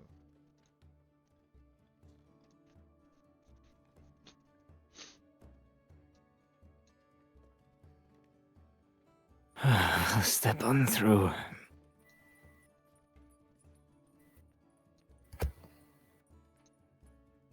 About time. Does the rushes pass? If Valorous says that, Dusted is already in. Alright. Without a moment's hesitation, Dusted dives in to the portal, stepping through. Who's next? Oh. Ladies first. Dying. I'll go get him. Sure. Run after Dustin. And Luna follows suit. Alright. As the rest of you step through, Valorous, you are left holding the portal open. Oh no! As well. Closes it and be like, good riddance. That will teach you to make fun of me. Close. I also got an evening job and will be leaving the campaign. Oh no! Oh dear. Valorous is taking a position as a housekeeper. Yeah. I'll be one of the guards. Excellent. Alright. The party steps through. Let me see if I've got my... Oh. I was hoping to find my jungle music. The jungle music. Huh? I'll use this one.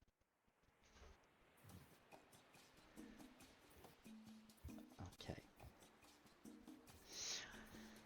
Right, Valorous as the last person to step through. You arrive on the very small pinnacle of rock in Omu. The sun is slowly setting as you look around. Dark clouds don't really appear here, but as you glance northwards, you can see some in the distance slowly moving with the wind. Rain is definitely on the horizon.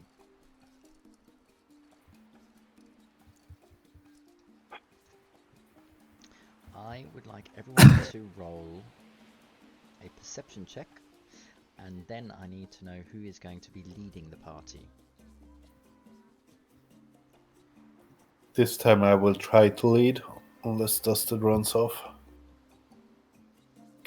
You might need me to help you coordinate that because I have the stone that leads me to him. Yeah, but I will. You can tell me in what direction, and I will be the pathfinder.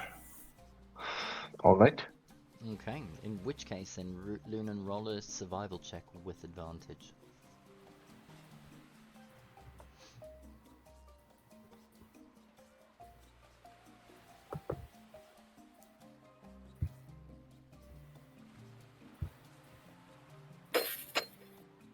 I always want to click the super advantage. Well, this is actually quite interesting. 9 plus 9. Too bad it wasn't 666. Well, it's upside down, and in dreams it's upside down, according to the movie I forgot the name of. Inception. It's Is that the a good number or a of the bad beast. sign? All right. Party marching order. Lunan dusted. Dusted. Mm-hmm. Yelena will stay towards the back if Lunan and Dusted are up front. Okay, so Yelena, you'll bring up the rear, yes? Yeah. And Valrus in the center. Confined to the center. Yeah. Always. Cushioned by your bodyguards. Mm. Awesome. Alright. Lunan, where to? And how are you moving? Are you going to moving fast, normal, or slow? Stealthily. Slow. Yep. Yeah, especially now, I think. Don't want these snakes to see us enter or exit through the tree. Okay. Lunan, with you in the lead, you slowly make your way. In fact, could you do us a favor and trace the path? Dustin, Can where I? you are. I will after have talked to Dusted a bit. So I turn around, Mm-hmm. put my hand on his shoulder, and cast Death Ward at the same time as I'm followed by. It's a verbal thing, so I do it while just give him a small prayer and then say, "Okay, tell me where he is." And Dust holds out the stone and consults with it, if you can call it that. He helps it to get an idea of where it's in what direction we're headed, at least. Yes. There is Somewhere towards this red dot. Yeah, I just put it down there. That's the where northwest is where the direction is pulling you towards. So if he's showing me along the cliffs, I will probably take a bit of a detour. Mm-hmm. Why don't you then trace the path for me with the drawing tool? Ooh, I get to draw. Oh yeah, I forget this is a weird. North is to the right. Yeah, yeah.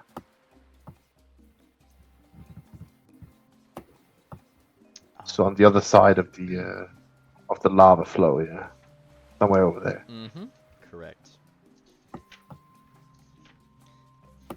Cheers. Navigation. Cautious characters can move through the city at a rate of 200 feet every 5 minutes. Oh. I will try to get us to there first. Okay. So using La Ruler. So it'll take you 500 feet to get to the base of the stairs in between the house. 5 minutes. 2, 4, 6. It'll take you about 15 minutes to get there. Yeah. Alright. Lunan, seeing as you're in the front, why don't you roll a d20 for me for encounter check?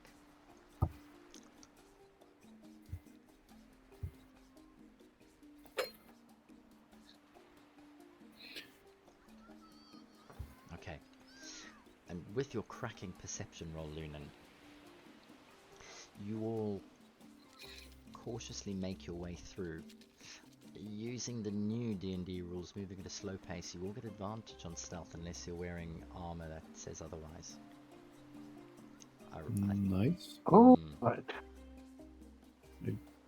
Is anyone full plate? I think the humidity of this place is so unbearable that wearing it is unfeasible. Correct. Mm. Yeah. Wearing any heavy armor or plate armor, after a full day's march, you'll pick up a level of exhaustion. I see. Yeah, so you all... I don't think any of you have got heavy armor. I'll go ahead medium as the only one. But now that you've dumped the weakest link... The lich? Yeah. Dump the lich. Alright, Yep. so... stealth checks with advantage then, for everyone. All right.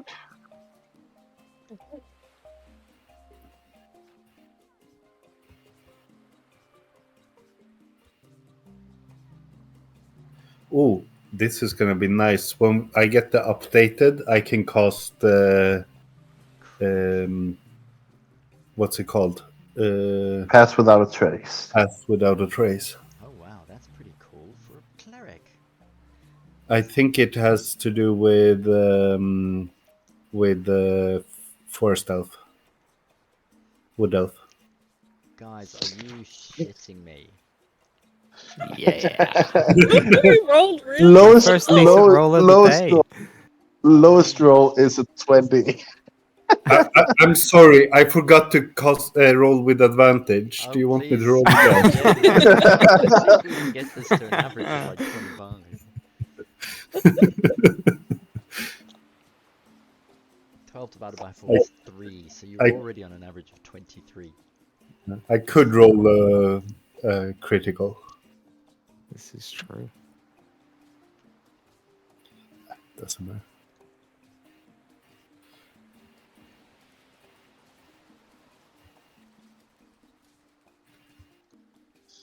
Did you roll a critical? Yeah, you did.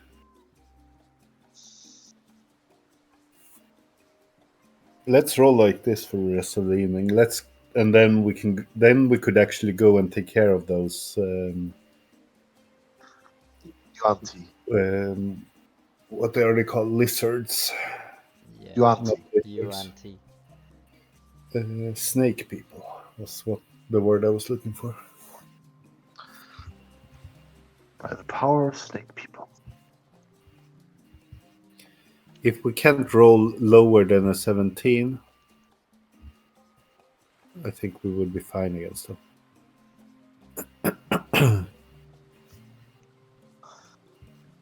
Are you going to roll again, by the way? No. Oh, okay, you're Don't keeping think the 19. matter. Sorry, I was Yeah. anticipating No, you sorry. going for that free 20. Okay, I'll so save it for later. with an incredible stealth score for the entire party of 23, you lead the party through the vegetation stealthily and carefully, not making a sound. What you do notice again, having arrived here, Omu is covered in a cacophony of bird sound. The tweeting and the chirping and the nesting birds are something brand new. You heard it when you came out of the tomb, but now a couple of days later, it appears that wildlife has returned to the skies around here. I suppose if the gargoyles are not here to kill the flying creatures, is that what brought them back? Probably. They were all looking to the sky. I mean, if you are a statue, I suppose your greatest enemy is, in fact, A hammer and chisel. No. a bird. No, bird. Corrosive bird shit. Birds are the enemy.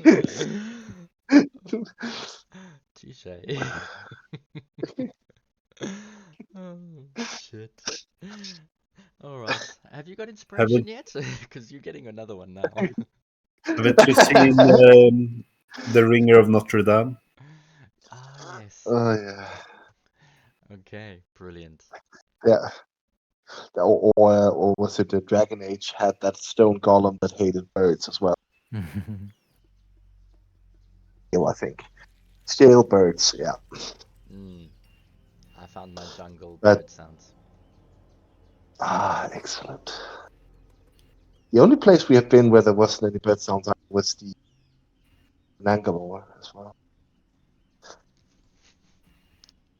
Nangalore, when you got there, was covered with like loads of coloured parrots and everything. Yeah. Oh, yeah, that's true. Yeah, it was pretty. I was going to say fluorescent. Colourful. Alright. After 15 minutes of stealthing through the undergrowth, Lunan, with your perception check. By the time you get there, you've realized there is a lot of wildlife, but you haven't seen or heard so far any signs of UNT, any other travelers or adventurers. It almost appears like it could be deserted. I'm just happy if that's the case. You reach your destination. To the north, the fallen tree that crosses the raging river below. How far are we from the Yuan-Ti's previous base? You can use the Big circle structure. Oh no, oh, it was there, I see. The big circle structure up here, yeah. 750 feet away from you. Fair enough. Where to, Lunan? Let's consult the stone again. Yep. It is drawing you north and slightly upwards. Northwest still. No, not northwest let's- anymore. Oh, just north. So just this direction. Yes. Well, but that could also be the tower there. Maybe towards that tower. Points out this one. Let's see if we can cross the river. Yes, But do be careful. I don't have the walk on water It'll take you. available. It'll take you 4-ish minutes to stealth across to the fallen tree. Yeah, that's the plan. Into the bushes, and then cross the tree. I think maybe one person at a time. We can have a system where we tie ourselves off. Takes a bit longer, but a That's lot more safer. secure. Yeah. I assume you're also going to stealth across the tree? Yeah, one at a time. To the degree you can stealth. Try to be quiet. Yeah, out in the open, yeah. But you're still gonna be visible. Yeah. We need to build a bridge here. It's not like the old AD&D rules where you could hide in shadows and then move silently. Yeah. Those are pretty cool. But if you wanted to stealth... I can come back as a Gloomstalker. If you wanted to stealth, you could actually use a climbing ability, athletics or acrobatics, and climb under the tree and shimmy on the underside to keep cover. Oh, no. I'm not gonna risk that. Lunan is rather planning to do a shimmy on top of it to reduce any type of risk of falling. Actually, can I just ask something? I think that's before... Tej speaking. Actually, I might have a solution for this. DM, I just need to confirm. Did we get our new magic items from Syndra yet? Yes. Right.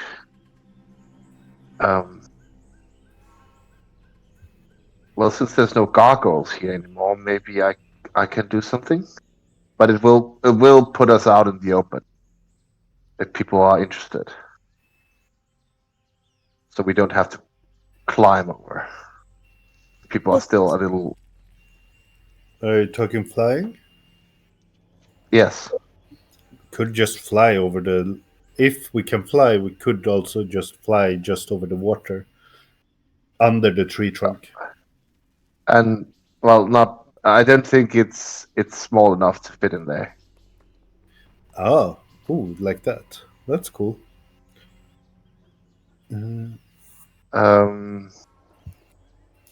I don't know if this is gonna work, but Dustin's gonna try it. So forgive me for this one. But Stefan Dustin would like to use his figure's power, Serpentine Owl, to summon an owl that is large, that hopefully can carry a medium creature across, and then take a few trips back and forth with people across. If that makes sense. Yeah. So you are going to pull out a small item from your bag of holding or pocket. It is in my in my backpack, new backpack. Yeah. In your backpack, not the bag of holding. Yeah, Dustin has been keeping this for himself. Yeah. Okay. Are you? You are in the second of the party, so are you going to try and hide what you're doing? No, I was actually trying to do this in character to sort of speak with people, sort of like to get across. All right. If people would prefer us flying. So then what I want you could to just do send this. Describe the figurine to us and how it changes form when you use it. The figurine is the small sort of ivory sculpture of an owl. And as Dusted, because he's not quite used to how this works, he basically puts it down and says the word, let me just think of something, invigorate.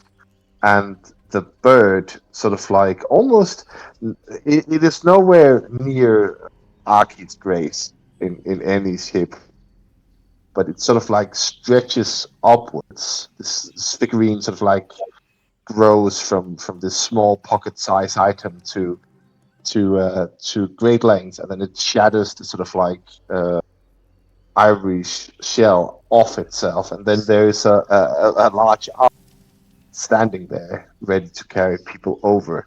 And as for breed of owl, I was thinking that we should go with something like a horn. I forget what was Archie again, just not to overlap here. Let me just. He's actually. Let me check his token. He is a grey owl with blue Grey eyes. owl. Okay. Yeah. I was thinking something like a snow great horn, something in that area that it grows into, and then it can. Let's go with great horned owl. So something like. I found some a token for it later. Ooh. Okay, those are the ones with like the feathers that look like eyebrows. Yes, basically. Horns, yeah. Like this. That's the one. That's the one, exactly. And it grows. It is large enough to carry you, but it's probably not suitable for mounting unless I have a harness for it, which I don't. So, uh,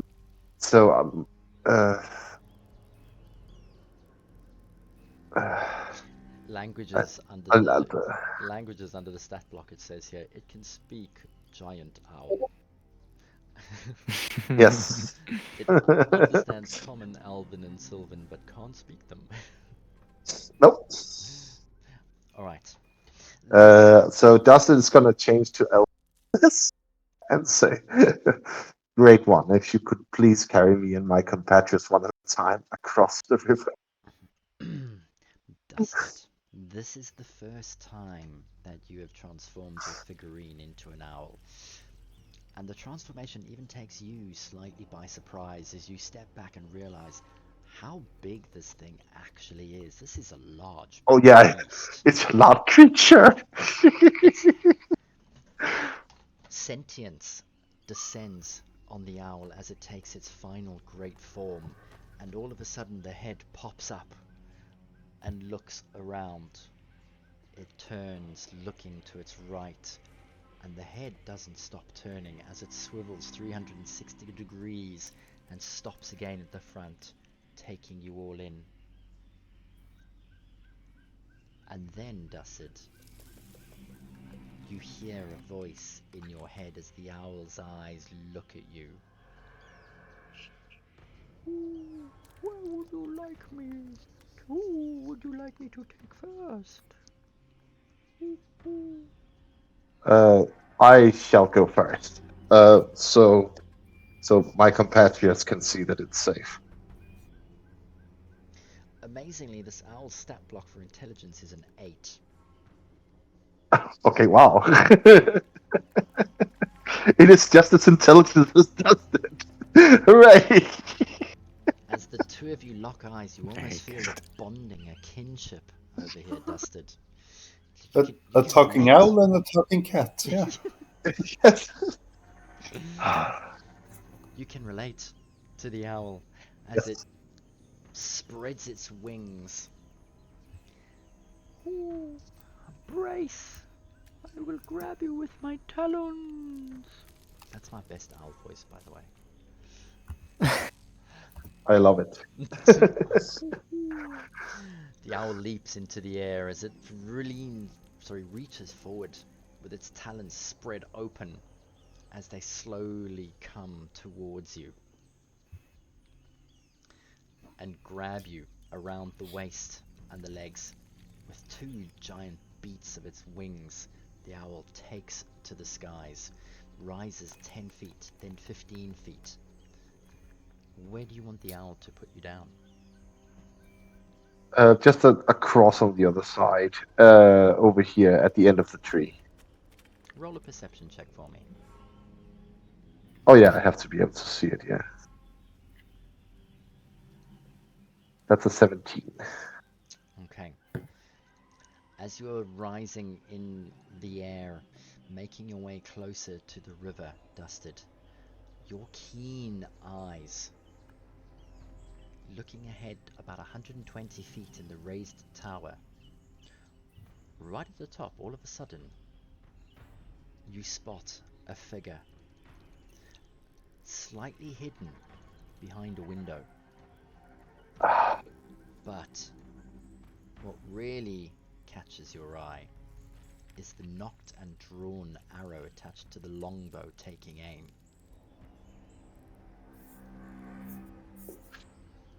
Dustin is gonna... I don't know how it holds me, if I can even grab a weapon from where it's holding. Yeah, it grabbed you around the waist and the legs, so your arms are free. In that case, Dustin is gonna...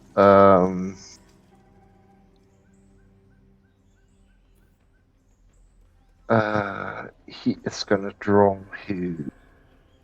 Well, one of the daggers. Mm-hmm. And then try... If this arrow comes at him, he's gonna prepare to defend either the owl or himself from this arrow with one of his abilities. And he needs an arrow to do this. Well, not an arrow, a weapon to do this. So that's why he's drawing, just to be able to sort of like block or hit off the attack, as if the owl or himself gets shot. Alright, let me just remove the party token. So Dusted, you take off from there, and it's around about just as you reach the water's edge that you notice. As you take aim, you see the familiar form of the old tabaxi.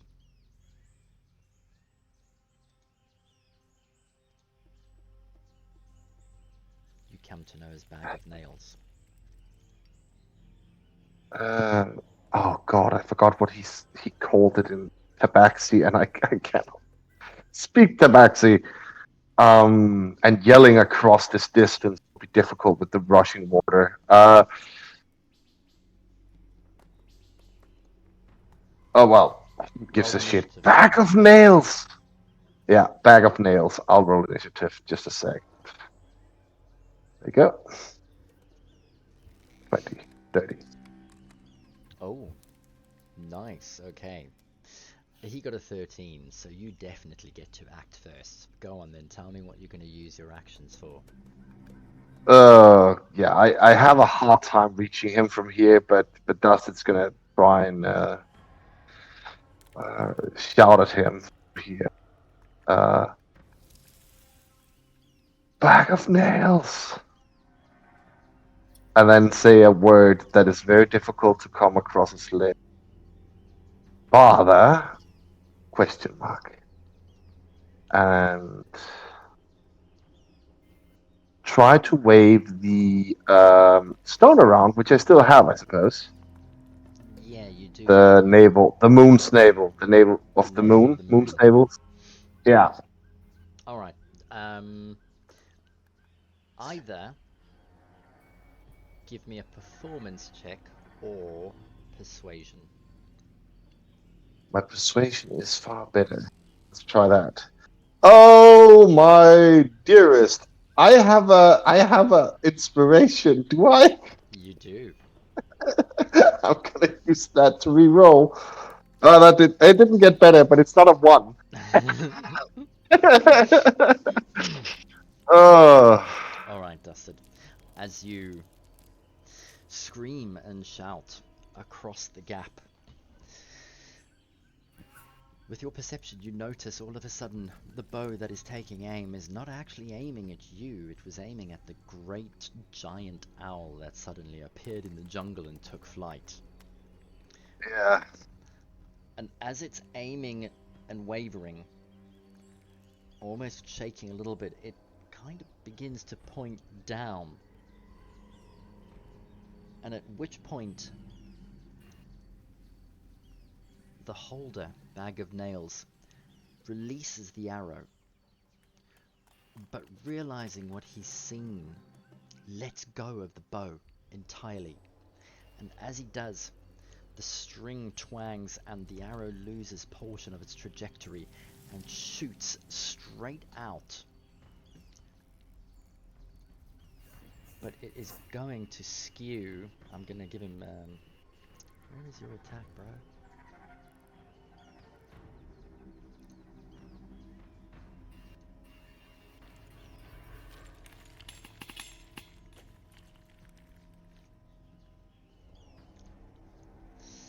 The arrow skews as he lets go of the handle of the longbow as well, forcing the arrow to shoot straight down into the pool of water.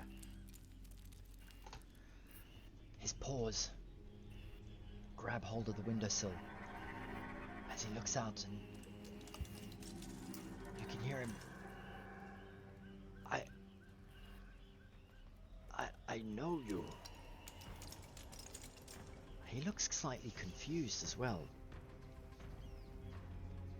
And then he takes a step back and disappears from view as the owl continues to fly across the river. It makes its descent and drops you off on the other side. And you hear the owl's voice in your head asking, who should it collect next?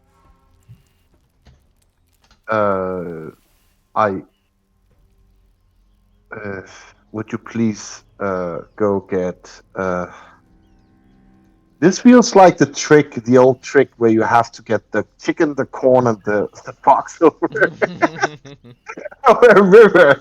It's like you have to get the right order. Choose I'll probably get yeah, that's the thing. Probably get Valrus over here first.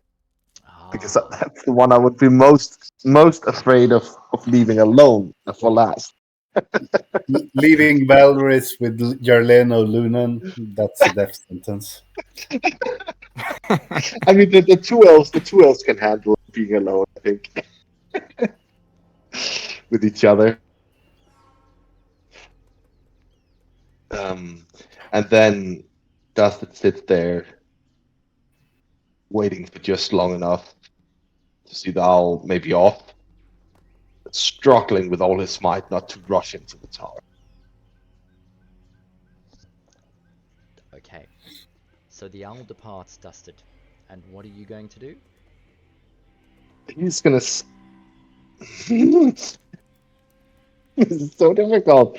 Ah, he wants to rush inside. Find him. He holds out the navel of the moon again. Mm-hmm. Is the pole moving? Like is it moving through the? The pull is moving. It is um, parkouring down the side of the building. Okay, I can wait here. I think. All right. As the Does it sort of like frantically know what to do with? You stand there slightly nervously, holding the navel of the moon in one hand, with your dagger still out in the other. Are you going to sheath it or keep it out? She did.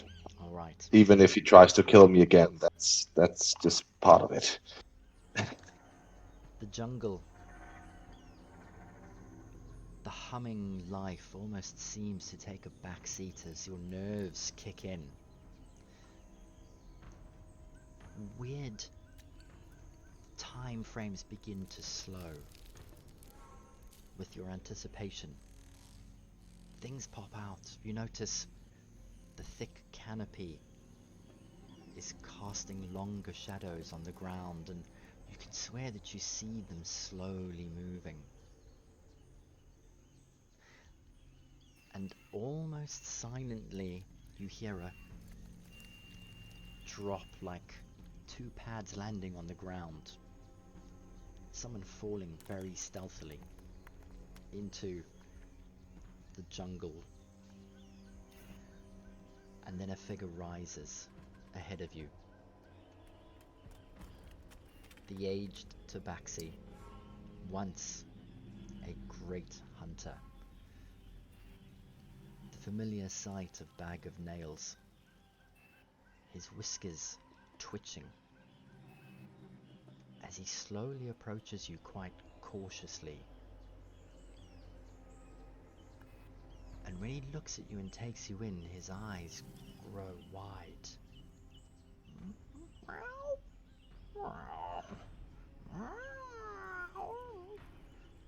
His Dustin cannot contain himself, even in this moment, and he looks at this figure, feeling the pull of the stone, and without knowing that he cannot rush him, but wanting to, he approaches, sort of like slides his leg out to the side, sort of like lets it lift him closer to him, and holds out the stone okay. to Bag of Nails, and hopes that he will take it. And sort of like the same way that he hoped Vargos need to find Alden when he handed him the stone last time. He wants the stone to point to himself. He doesn't know if that is actually what's going to happen at this moment. And that is the only sort of like nervousness in this moment. And if Bag of Nails goes to hold it, he will try to wrap his arms around Bag of and give him a hug or sort of like hold him tight that moment. Okay. Even no matter how awkward it is. With the navel of the moon in one of your extended hands, you wait, holding your breath almost in anticipation, as you slowly watch Bag of Nails in front of you. First, his eyes narrow, and his ears begin twitching ever so slightly.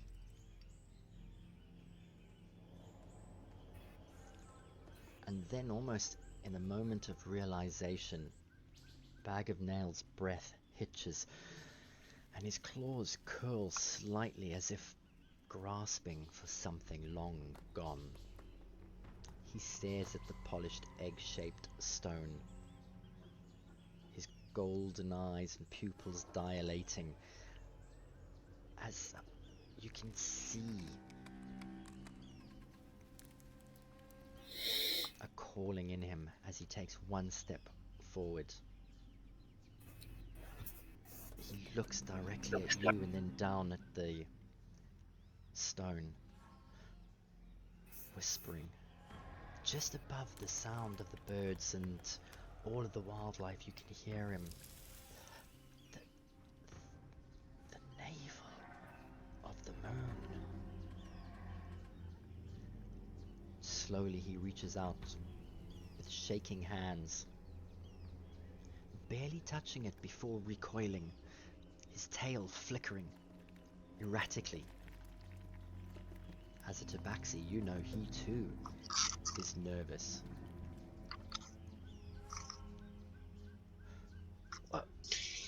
Where did you get this? Who sent you?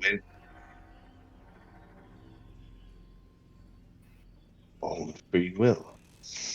I took it. I took it from the sanctum of the Lich. And it is here. Why don't we solve this puzzle together? It has led me here. So, where will it lead you? That is what I wish to know. No. No, that cannot be. My son was stolen. My son was gone. I have not been able to find him for many a year. His fur bristles as he takes a step back. It could not have led you to me if my son is dead.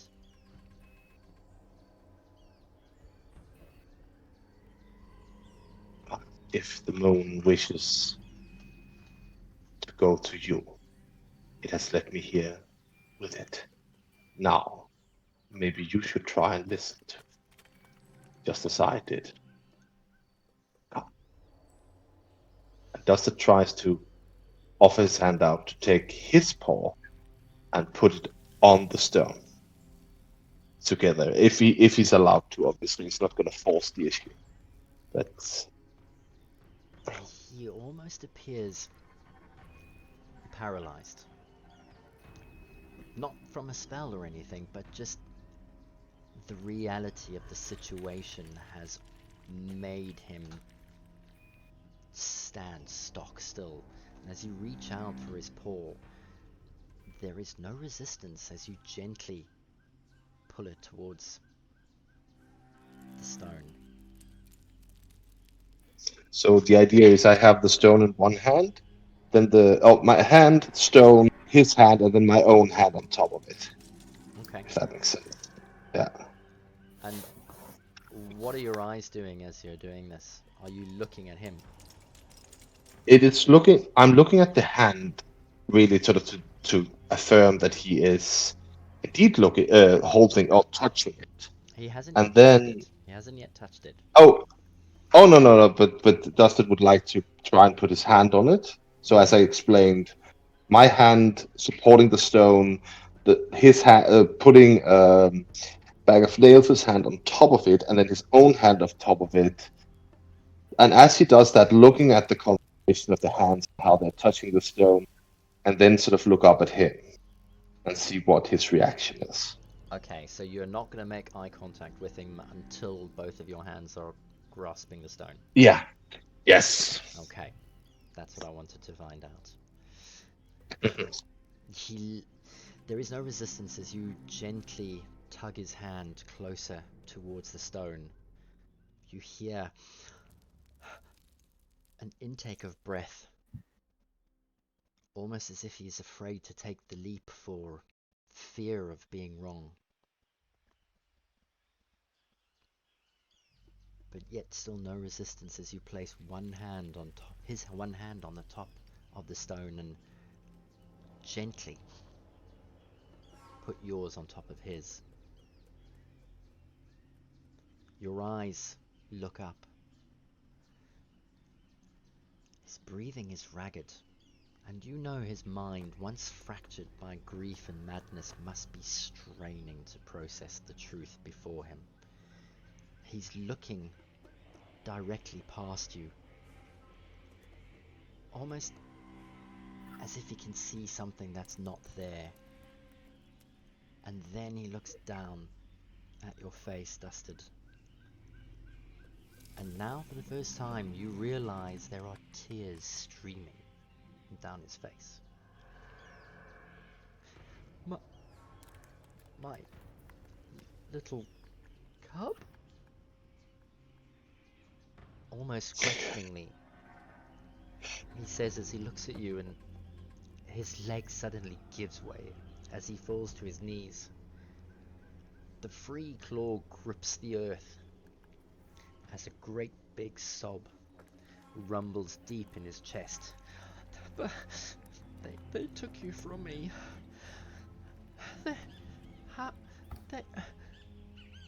A growl begins to build in his throat. That cursed wretch, my brother. He stole you so my youngest son could sit the throne. The claw that grips the earth reaches forward as it suddenly grips your shoulder. His eyes clear and his pupils narrow. They're burning with intensity as he looks at you. Two rivers running. You are the rightful heir. You are the last hope of my bloodline. We must make them pay. We must set things right.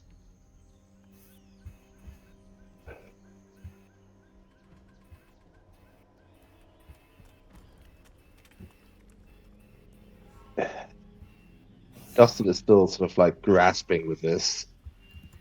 And the whole politics of it, he had no idea. In this moment, he's found his father. Or what he thinks is, at least thinks is his father. And he has sunk to the knees with him when he grabbed the earth and sort of just holds him. And as he says, my little cub, Dustin interjects with, well, not so little anymore. But and he tries just to joke a bit, just to get out of the massive realization. And he's tearing up, and the hug is tighter. At this moment, he doesn't really care about inheritance. What he cares about is all those years spent at Fort Kestrel. This man has been looking for. That's hard to process for him. And he sort of grabs at the man's fur and tries to alleviate him just a little bit of the pain that he might feel. His eyes But he also starts crying.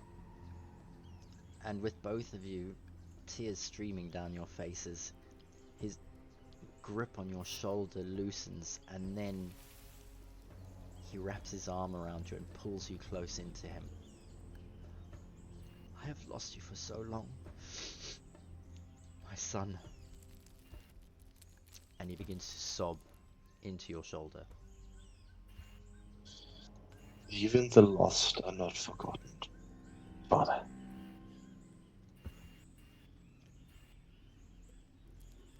I am here. And so are you. The two of you stay in that embrace for what you feel is definitely not long enough. When you hear a voice in your head, Dusted. Ooh, ooh, ooh. Everyone is across the river. The rest of you have been gently deposited behind Dusted as you land on the other side of the river. You've seen every detail of the scene unfold in front of you.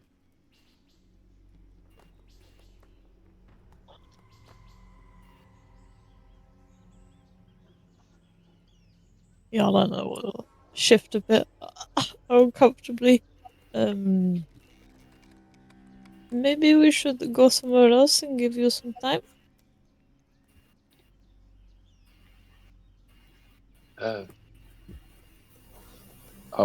Yes. You want some time? Introduction. Uh, I. Uh, uh, yes. Uh, Father, bag of nails. This is. And Dusty tries to introduce the others. As best he can in this sort of like weird, already awkward situation that he's sort of like found himself in. He tries to support his father up for that, but I think he is like at least a foot taller than me. He actually is, yes. Yeah, it's like under the shoulder, and even as Dustin stands, arms under his, or sort of neck, under like head under his arm, and sort of like try to get him to his feet. But even then, it's sort of like still really difficult. um, this is the people that helped me find you and find. Well, we found the navel. Uh, I. He leans back. I. This uh, this is no place for introductions. Come, come. I have a place. And I have stew. Let us take some time to reacquaint ourselves and bring your friends.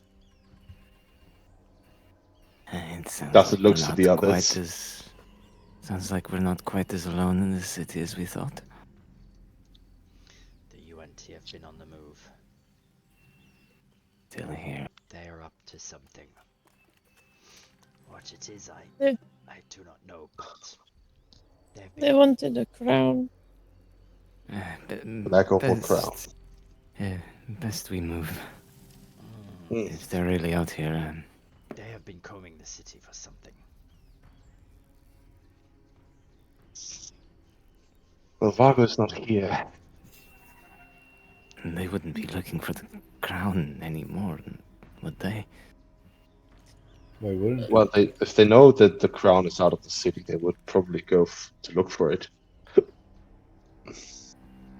Well, we best follow you, Father. Okay. Dustin still cannot get used to that. Every time he says it, it sort of like turns in his mouth. Even as he says it, he cannot believe his own sort of connection to that word in such a weird frame, and yet he is accepting it in these moments. He squeezes your shoulder quickly now. And he Yes. turns on one knee as he almost jolts forward through the undergrowth and leads you to the familiar basement that you've been to before. Yes.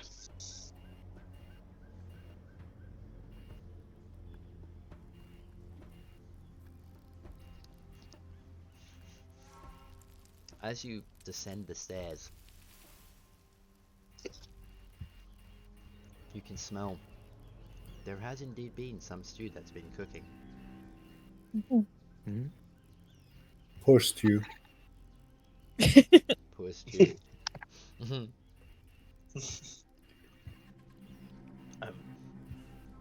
I'm sorry, son. I did not expect visitors again. As he holds just the one bowl and the one spoon in this entire dwelling. We'll have to share from one bowl.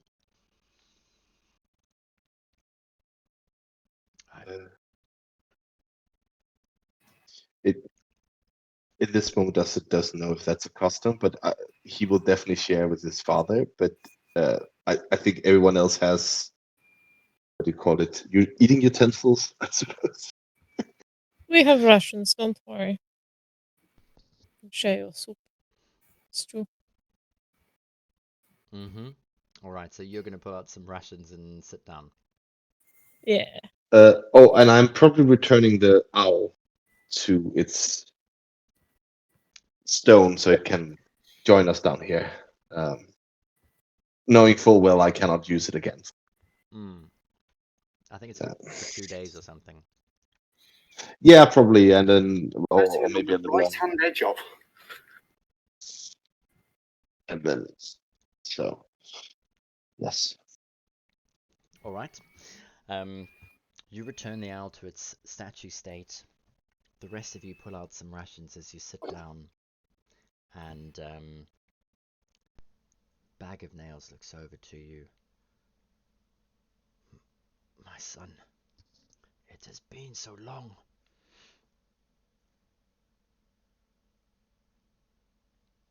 Tell me. Too long. It has. And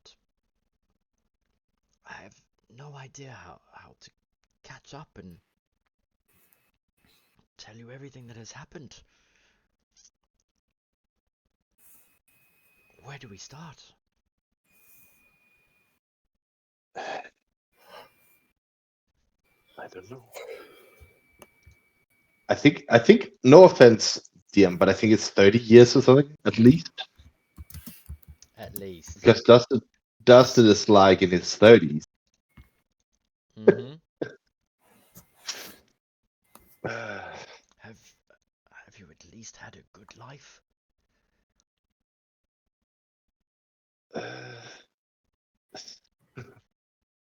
I made it out of captivity, yes. I came here to safeguard the man who set me free and taught me to fight for myself. I came here to end the terrible curse, just like the others here. Oh, sorry. To sneeze. I hope you didn't catch that. No, but bless you. I came here like the others to end that curse. It is ended for now. I couldn't imagine I was found the Navel found you. I had no idea. I wanted to find my tribe again. That was obvious, but Jolt is vast. Where do you even start? Would you say, "Hello, I was a little little black-furred cop in my youth. Do you recognize me?" Where do you even start?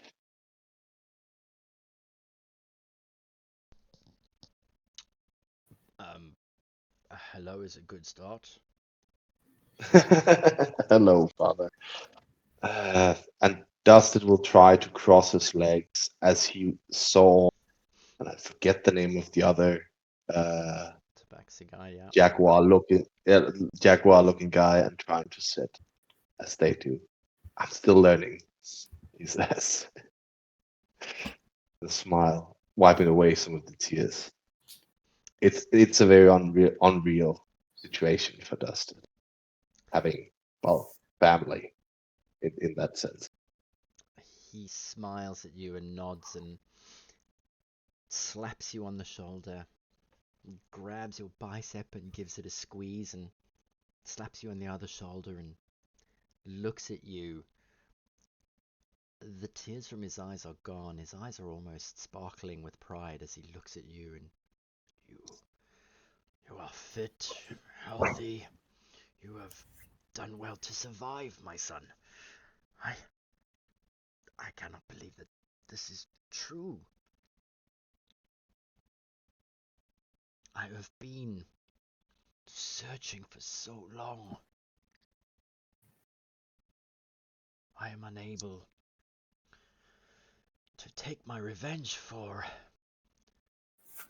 my brother's treachery.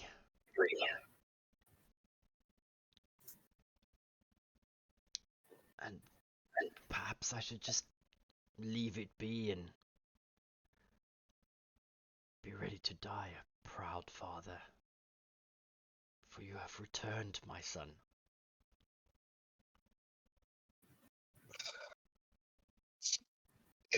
is revenge you want, I will gladly take it for you. But I am just happy to be here. As am I. Sniffs up the last of his tears and leans forward to give you another hug, and then offers you the bowl of stew. Dustin eats a little bit, returns the hog first of all, and then takes a bite out of it and hands it back, sort of like trying to pass it back and forth. Basically sharing it, yeah? Yeah. So, the reason that you are here in Omul cannot just be to find me, for the stone brought you to me. We were here, well, to be honest, Father, we left after the curse ended. I insisted to come back because the stone led me here. Here you are. Last we met, you said you were looking for your son, and maybe that little cop inside of me still. That would be me. And I am here. As odd as it seems, it seems right as well. What are you doing with the navel of the moon in this time? Dustin is not quite sure what to do with it because it's led him here, so he doesn't know if it can do anything else than that. So he has just. I mean, we held it together. He let go of it, so I still have it, I suppose. Mm-hmm. You do. You're still holding it. Yes, I should probably put it back in my pocket, or does it suddenly pull me somewhere else? At the moment, I don't think it does. At the moment, no. It is literally leading you where you are right now. You have reached your destination. Just hold it up. You've reached your destination, and then pocket it. Yeah, he pockets it. Again, just sit there for a moment. Sort of post clarity of it all coming to him.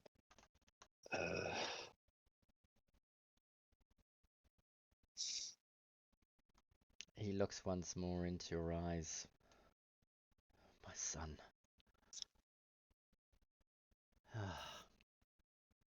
Now that I have found you, I can finally seek a hunter's death and die happy.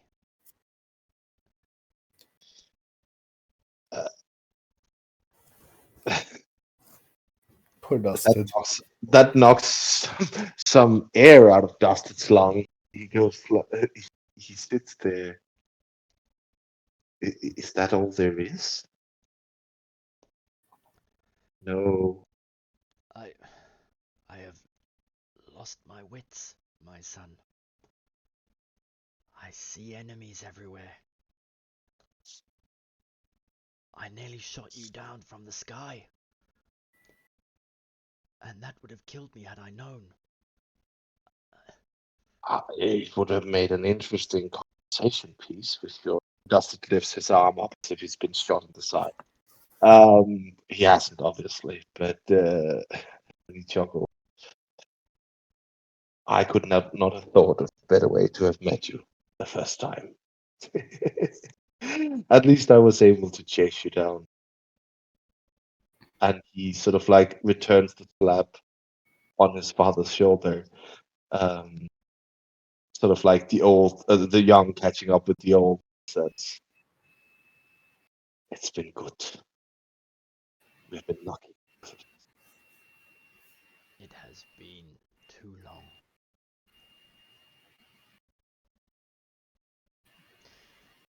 If you seek to claim your birthright,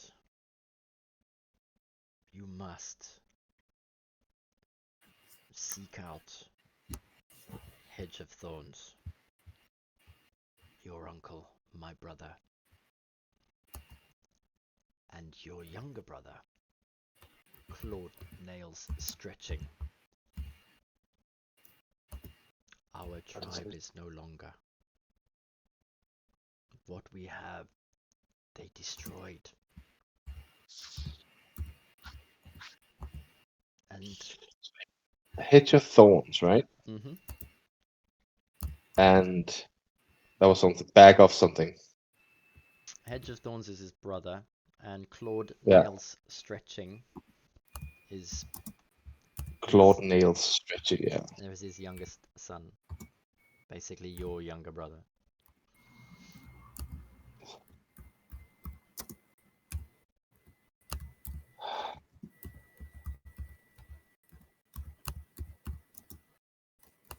He looks at you and 2 rivers running. Your brother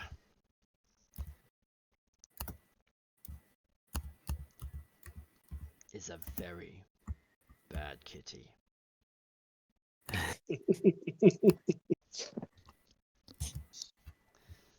He has driven our tribe into the ground,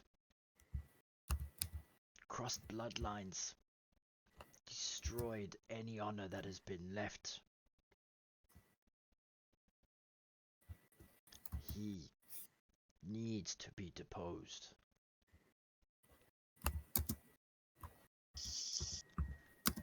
Very well. If you choose to follow this path and restore honor to our bloodline, 2 rivers, you must remove Hedge of Thorns from the problem and claim your right to a duel with clawed nails. For this is the only way that the Tabaxi will honor the line of succession. But sadly, that day on the destruction of our family and when you were taken, destroyed any inheritance I have for you bar a title.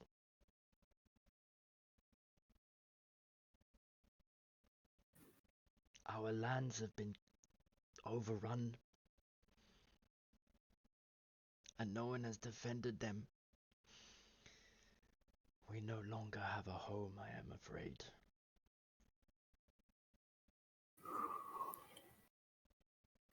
But we can still have honor. What else is there? Precisely.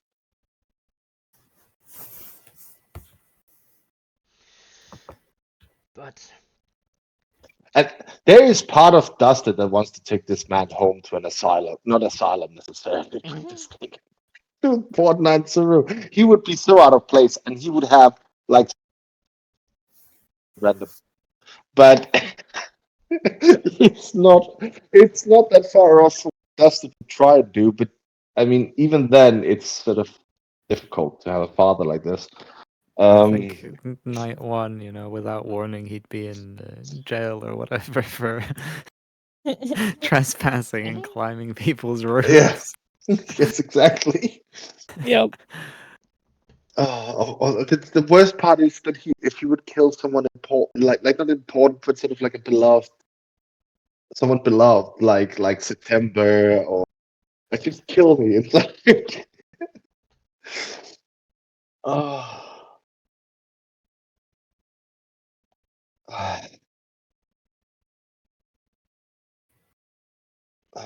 I have something I want to show you. I cannot remember. Believe I keep forgetting this. And Dustin goes to his to the bag of holding. If am I holding that anymore? I am holding, right? Lunan, you're not running around with it. Yeah. Okay. And he's gonna pull out the brass horn, the Baxi brass horn, and show it. It's a bag of nails. Bag of Nails instantly recognizes it as you can see his eyes again widen at the sight of it, and he reaches out both of his hands and he looks at it and he's like, "Where did you find this?" Now, It's been a while, so my apologies, Father, but I think the Pterodons took it. I found it, and when I first took it to the Temple of Savras at Port Nyanzaru, they told me to go to Omu and find another person who knows. He suggested I blow it, but not indoors. Now that I have you here, it feels much more appropriate to ask about. He looks quite seriously at you. My son, this is an ancient Tabaxi war horn. The sound of the horn mimics the sound of 100 cats screaming. It is the horn we blow when all our tribes go to war. It can be heard for miles in the countryside, only by Tabaxi.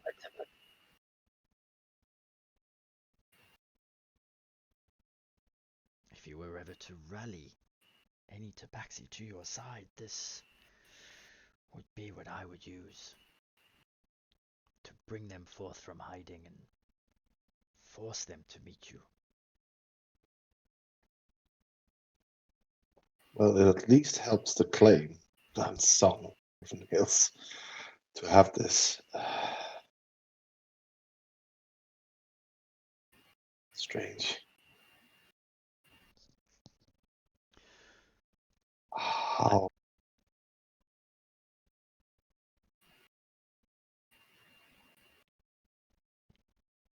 Go on. When I came here, but then it's just a Dustin has no idea that he came here. Well, as just someone that was out of his depth, had to help clear curse, and now he is sort of like lost in the biggest chapter of his own existence, which is kind of weird. I'm also trying to process that as a player.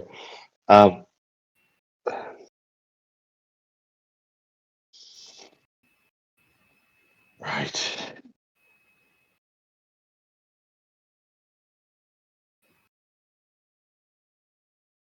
And I also have to ask you, Stefan, just for a second. He keeps calling me Two River. I'm not imagining this, right?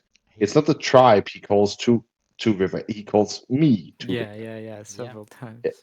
Yeah, exactly. Good. I didn't get that wrong. Okay, excellent. Two Rivers running. I guess so. I'm Two Rivers running. Son. One of the greatest hunters in Schultz. Well, Tabaxi hunters. That's unbelievable. And yet here I am.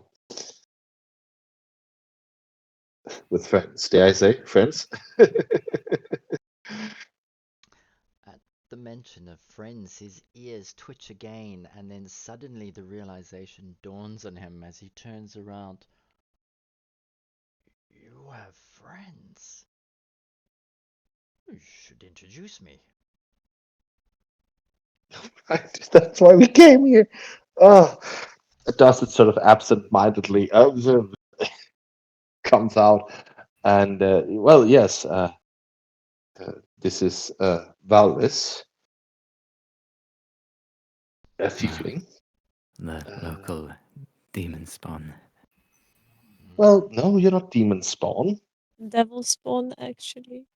I think it is demon spawn, actually. Devil spawn, From actually. I looked through some notes and saw at least Stefan had mentioned demons instead of devils. Devil spawn. Yes, those two. I think they have something together. The other one is Jalena. A deep hatred. Yes. Well, some relationships are built on that, I suppose.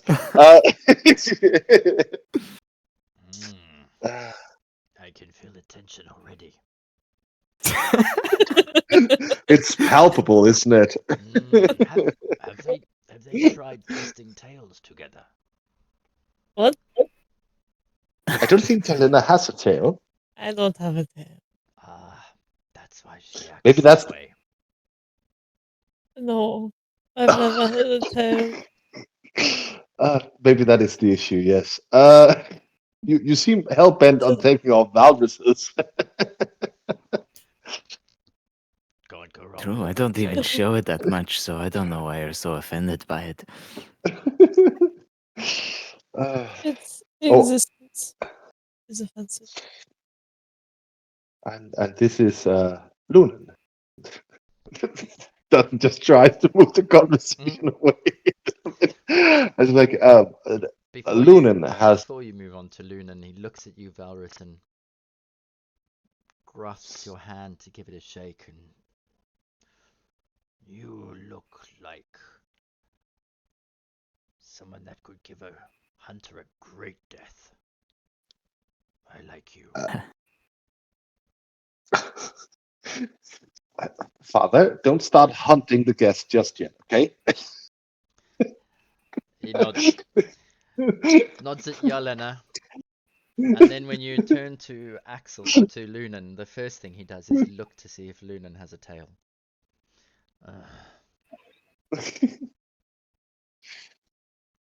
Lunan is a renowned dinosaur rider in the capital city of Port Nyanzaru. Savior of the world and best known for riding dinos. That is a strong Well, calling. It is indeed. You forget Dustin is a cavalier, so he likes mounted combat. He just not have a chance. Obviously, that's what he's focusing on. Dustin has competition.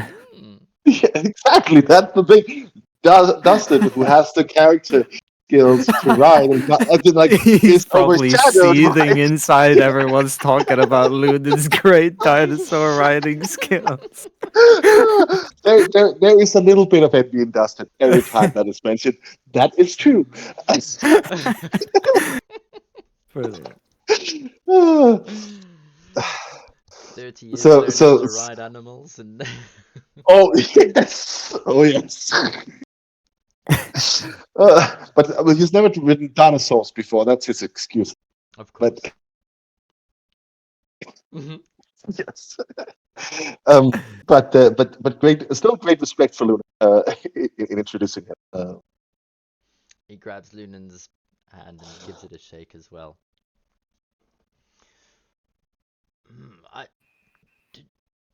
Did we meet before? I seem to recall you another traveling companion. Had a chance encounter, yes. Oh, our last member, Vago, is at home. Apparently, he is trying to resurrect his brother back to life. Something I hope you do not do. No, we have sort of. Well, you suggested doing the opposite. Yes. Indeed, and once you put your brother into the ground, don't resurrect him. No.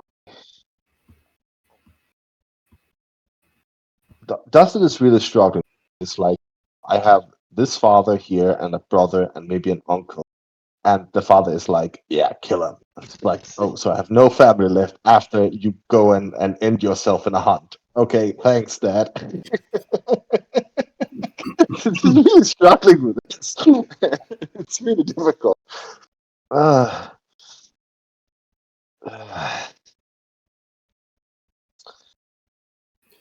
yes, these are the brave souls who ended. Yeah. I wonder if you would even know what the curse is, the death curse is. But yeah, Dustin's gonna refer to it as such. He's confused when you mention the death curse. What curse? If it had infected me, my wits would have returned if you'd ended it.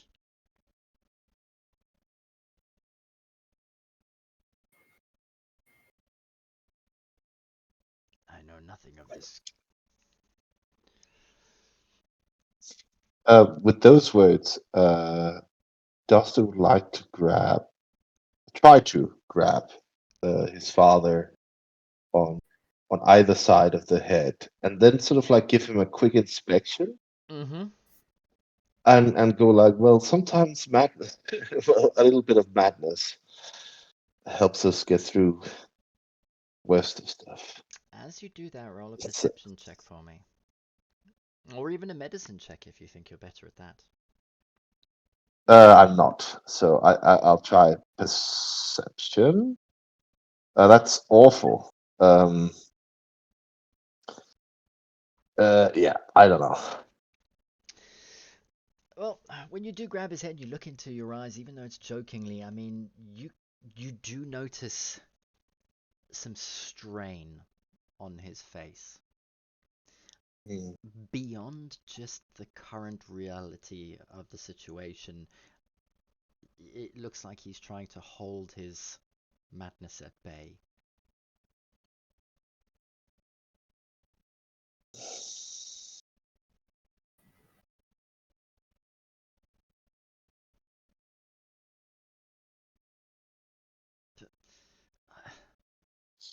Two Rivers, I am having a difficult time, and I am sad.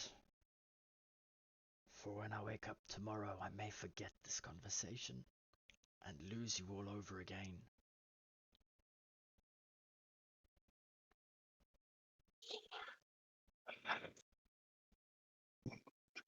Even Perhaps you can leave something of you with me to remind me that I have found you. way ahead of you, Stefan. I'm looking through my inventory.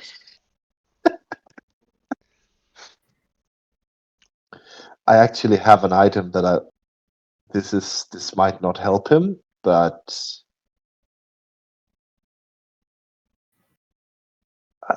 hypothetically, would this help him at all?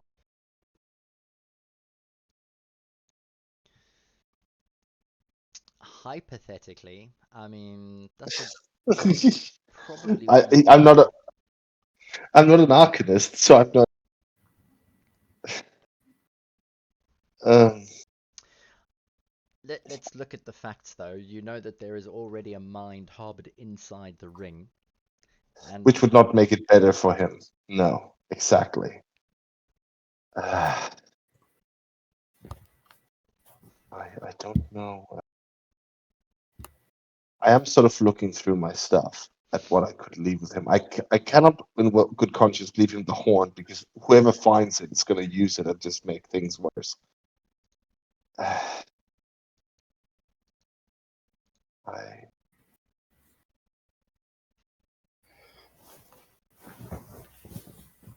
Right.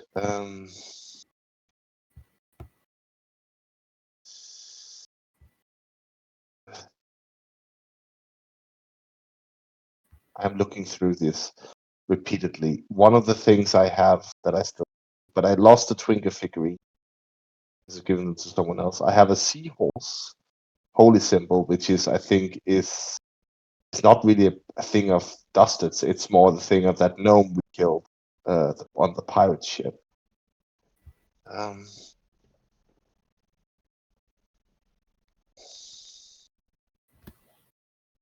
I give him a weapon of some kind? I think.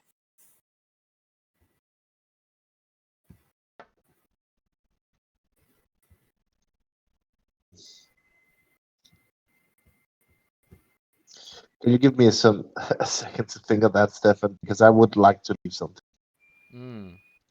As you're looking through all of your items and thinking about what to leave him,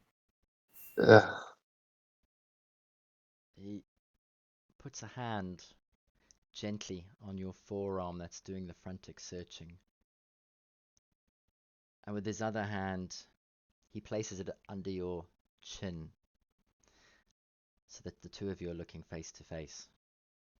My son, I think we both know there is only one item that will let me know you are alive, even while I am taken by the insanity.